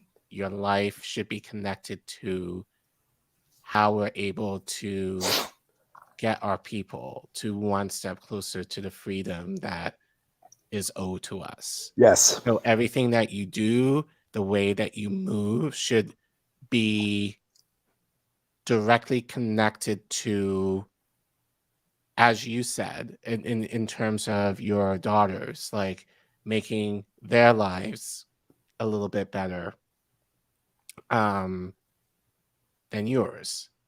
And so I feel like within our community, I think when we talk about legacy, I think we often talk about money and property, you know, and all like the superficial, which, to be fair, I think there's definitely something to all of that stuff. There's nothing wrong with that. And I think definitely with my dad, you know, he kind of speaks, you know, especially as far as, you know, home and like all like the traditional stuff, which I think which I definitely understand, you know, but I think also in that same vein, you know, my dad does speak to the idea of, you know, your feet, as far as what are you progressing to? Like when you die, how do you want people to remember you? And I think definitely like you're on your way. I think definitely as far as this exhibit, while maybe temporary as far as the, you know, just the time frame that it was there. Yeah. But you have it forever. And at least it will be immortalized as long as there's internet, you know, it will be seen. And it's something that your daughters are able to share. You know, like when they're older and they have children and they could say, you know, like, oh, grandpa did this. Or my I daddy did this. It's when it's show and tell at school, they can say, oh yeah, my daddy did this. Right. Like, and I feel like we don't often have those conversations at all I think within our community I think as regularly, and I think with the urgency as we probably should. I think in a lot of ways, and you know this, that's why I don't think I told you this directly, but my channel in a lot of ways kind of came out from a promise that I made to one guy in Uganda in particular, and I hope to have him on the show at some point. Sure. But he is running, at least at the time, a clinic outside of Entebbe, Uganda. Entebbe, Uganda, yes. So, and I've known of him for the past decade when I visited the children's ministry that I was connected with. You know, we've kept in contact, not so much now, but, you know, but the last visit I went to Uganda, he wanted to show me his project essentially with this clinic and what he was trying to do. And basically it's like what you can imagine, like outskirts, like a village. Mhm. You can imagine it, and trying to basically offer these villagers childcare, healthcare, basically. You know, like we're talking about healthcare, and here's this guy with barely any funding to uplift his community just a little bit. But he was sharing, obviously, like the kind of things that he wants to do, obviously, are very limited in the country. So he needs a lot of external support. And like, and he shared with me, you know, like, would you be able to help me with this? Sure. And you know what? Like, a part of me, not a big part of me, was just very depressed Mhm. in a sense that at the time I couldn't, because I didn't have that kind of capital, you know, Mhm. to help him, Yeah. you know? And so, in a lot of ways, and it's not just him, but people, especially in Uganda and Rwanda like him, who I've heard their stories, and they're like, we need more people to know what we're doing. Can you please tell them about what we're doing? Mhm. So they're able to support, you know, however means that they need. Sure. And yeah, so I think in a lot of ways, indirectly, is why I started this channel. Yeah. And in a lot of ways, obviously, you know, going back, you know, many times, because information that we're talking about is not necessarily readily available over there. So the fact Sure. that now I could say, hey, watch this video, or if I clip it, watch this clip, you know, of Mhm. us talking about these things, and at least it helps them start thinking about, you know, in terms of, but also just kind of sharing, you know, like, hey, watch this clip of DJ, like, watch the exhibit and learn more about the stuff that I try to share with you Mhm.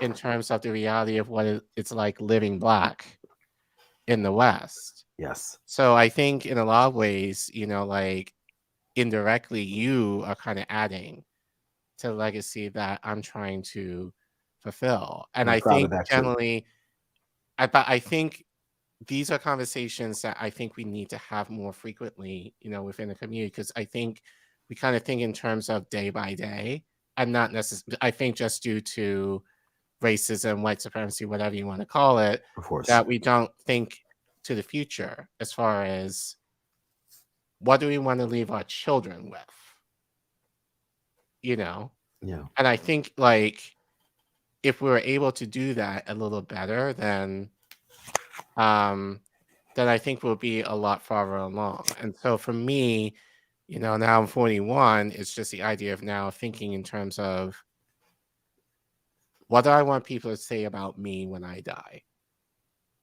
You know, because I think of like Colin Powell when he passed. Yeah, there were a lot of people who said a lot of nice stuff about him, but you had to kind of balance out with a lot of the crap that he did too. A ton of it. Yeah. Yep. And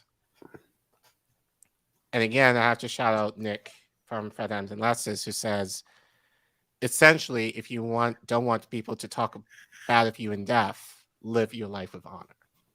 And I think with us, it's like the idea of like, how can we live our lives in a way that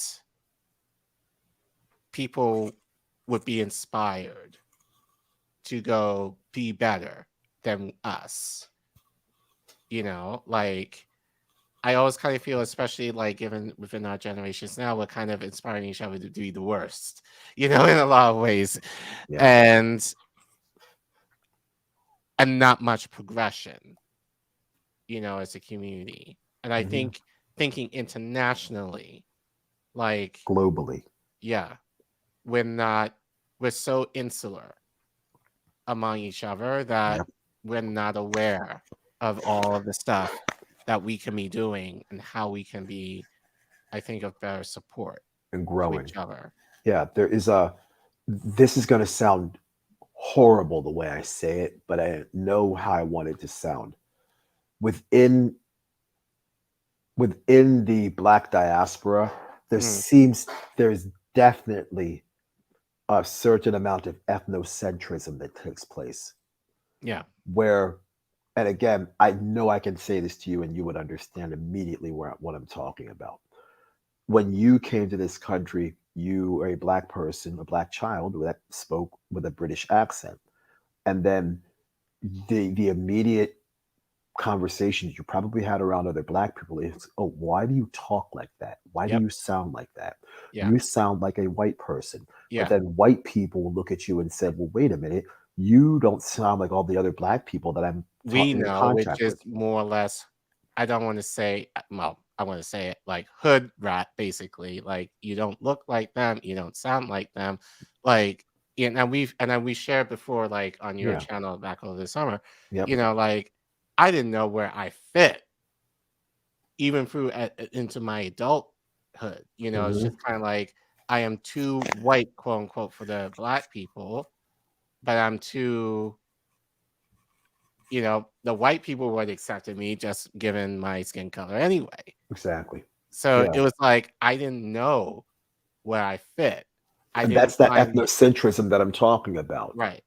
Instead So of acceptance, but simply on the basis of not only the color of your skin, but as Martin Luther King said during the I Have a Dream speech, but the content of your character, people immediately look at you, use cultural biases and identity politics to categorize you. And right. then that categorization or that box they put you in becomes not only a figurative box, but a literal box. You Yeah. get put into this box where you're not thinking outside the box. You're Right. unable to see something else other than the four walls that are around you. Right. Yeah, And basically I was considered other among my own. isn't that something? That's Yeah. the ethnocentrism that I'm talking about within the Yeah. Black community. That's Right. exactly I it. think it's more, I think honestly, I think that's more Pacific in this country in particular. I thoroughly agree with you.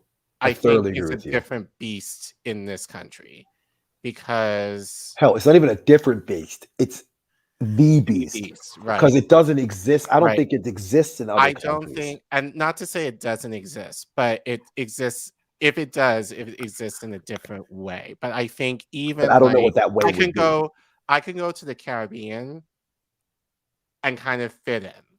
I can go So to could I. Africa now, and other than the fact when I open my mouth, that people will, oh, he's not from here.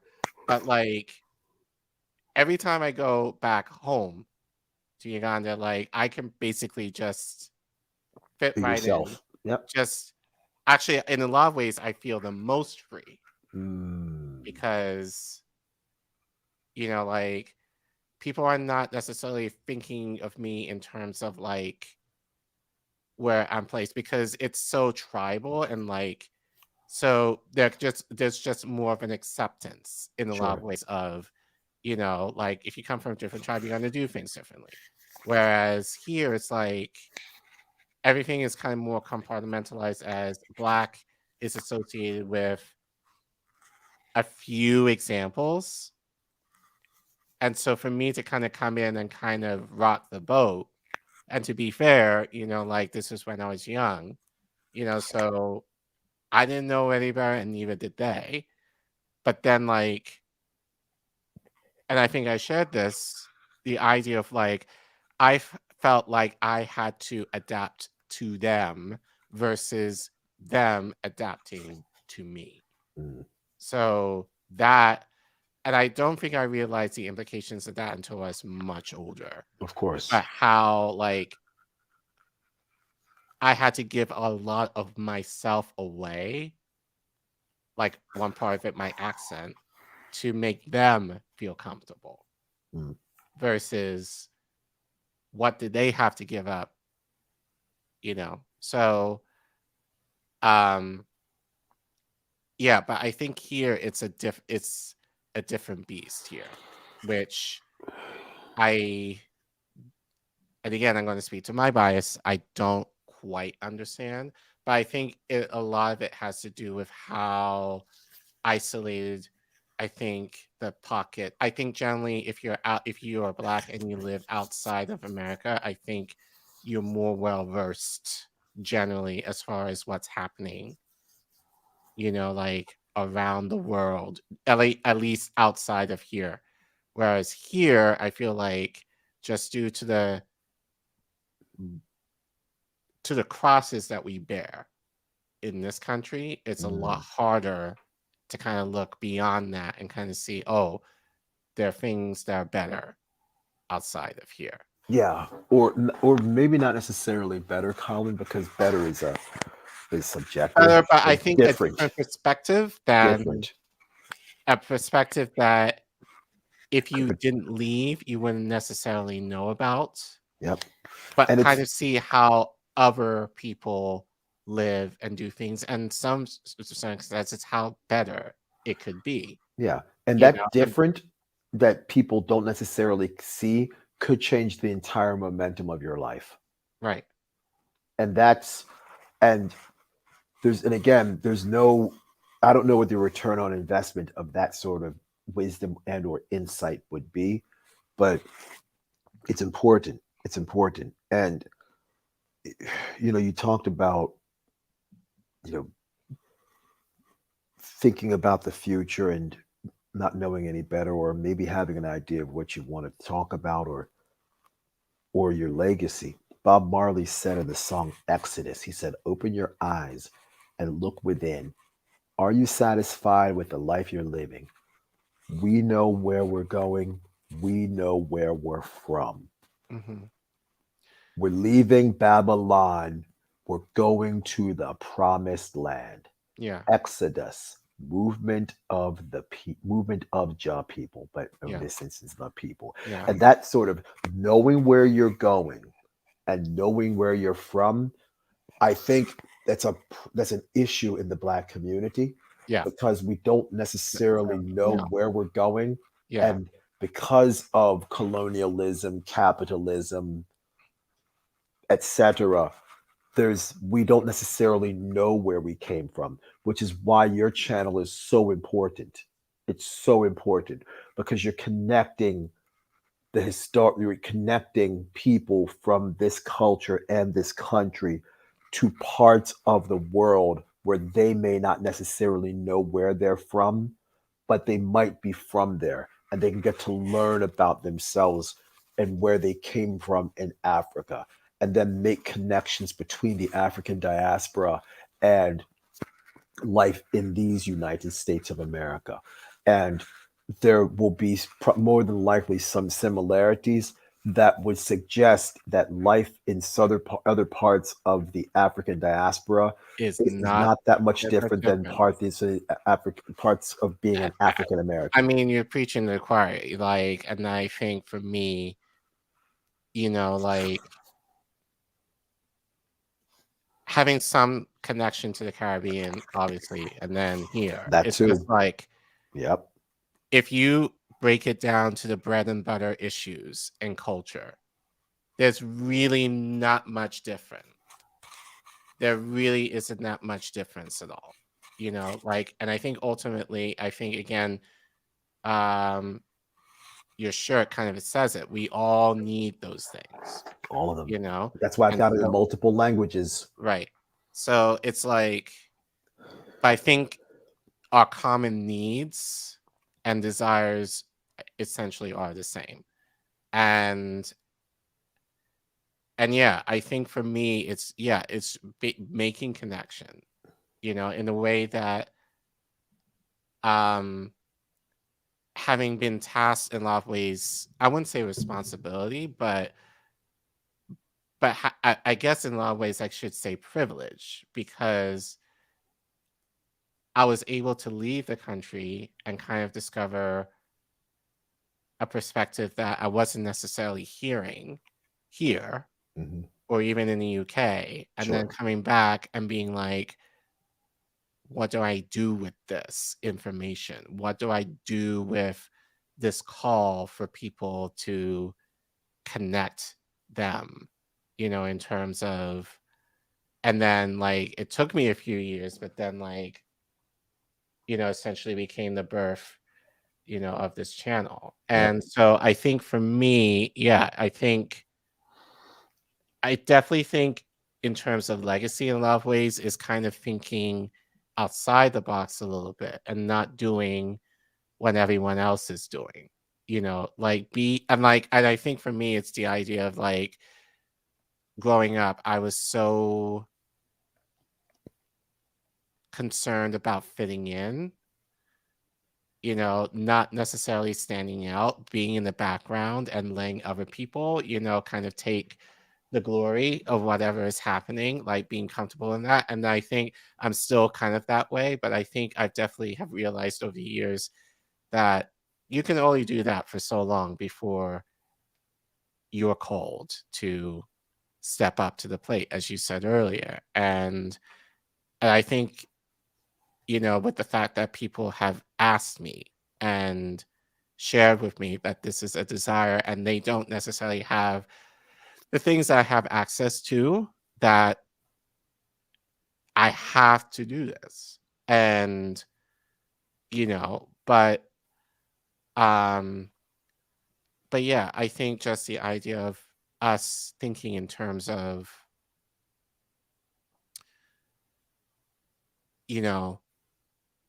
moving forward as you're basically are preparing yourself to be an ancestor, as my father would say, so like what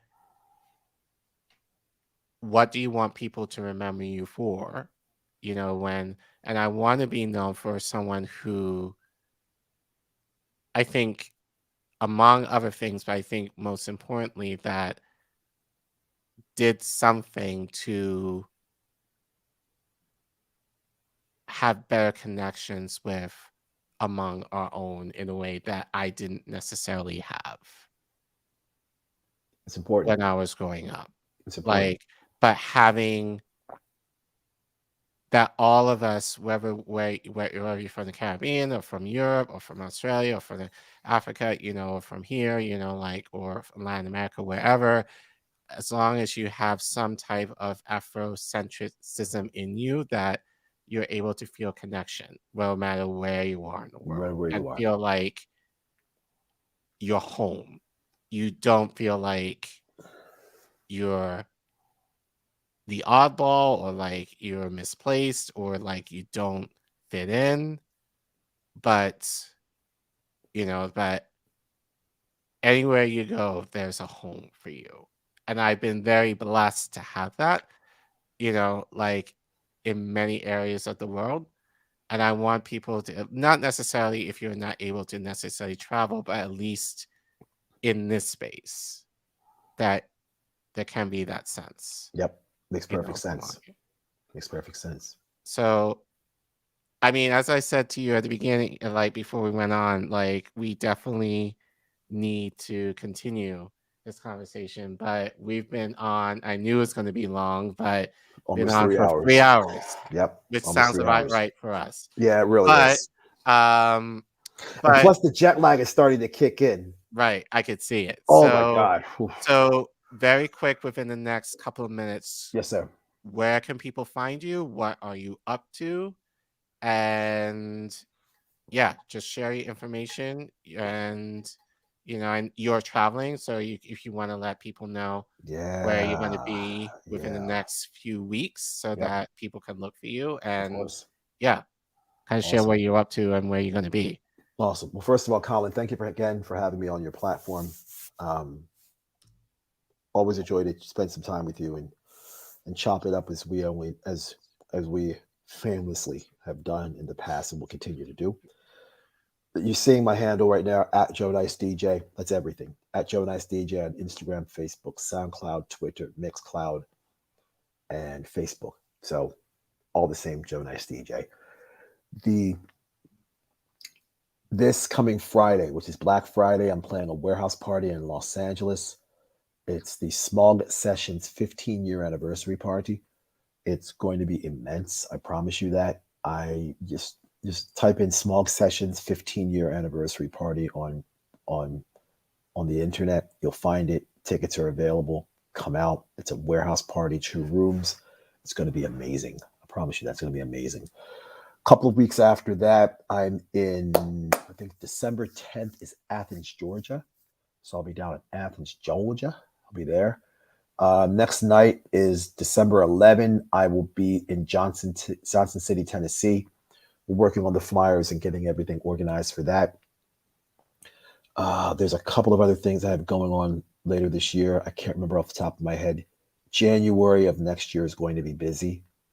There's already some things on the books for early January and going into February. Yeah, we'll see how far I can go and how many places I can go and how many new countries I can visit. You know, I want to get some more pins in this map.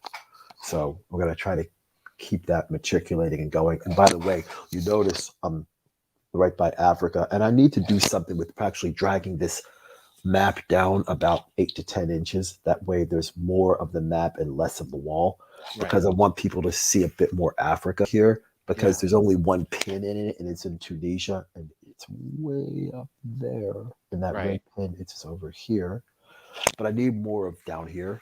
Yeah. And hopefully I'll do some more of that in 2022. Hopefully I'll get to a bit more of this area over here. Middle East. In Asia, the Middle East.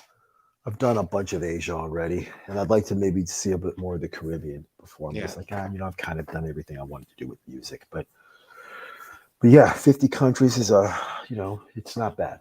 It's not bad. And there's probably still another 15 to 20 countries that I still would like to visit.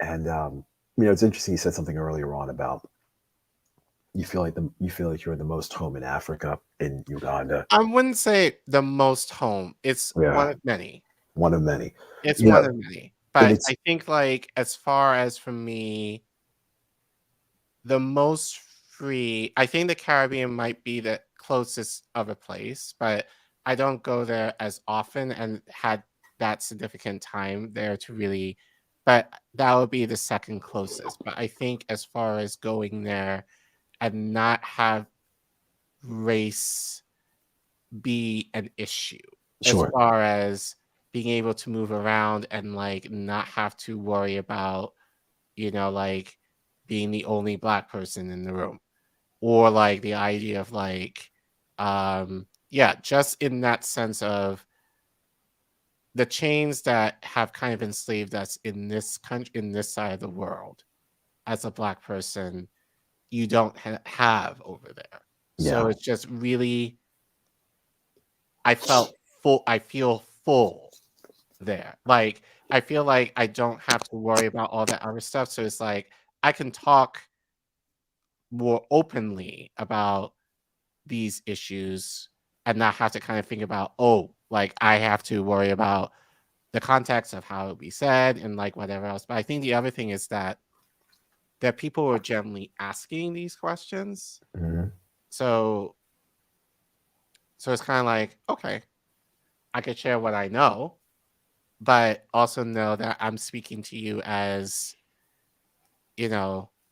more on a multicultural stance. Like, I can't necessarily speak in terms of an African American stance all the time, if ever. True. So True, you're just indeed. getting one perspective. Right. One of many. I think, which even that is unique. Right. Like, you need to hear from others,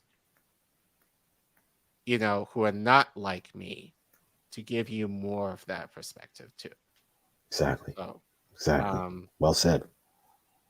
But anyway, yes, sir. I desperately need to sleep. Oh my God. The jet lag is really starting to affect me.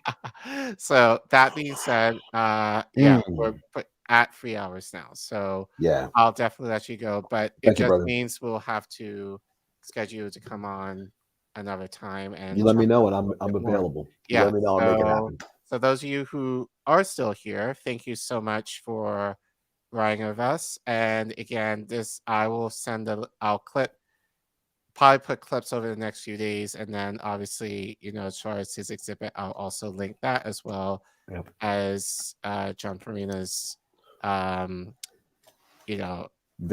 Video. as well. I'll also Yep. link that. Mhm. Have a great night or Yes, sir. morning, wherever you are in the world. Yeah. You are Mukwano, and look forward to seeing you again soon. All right. Take care. Peace.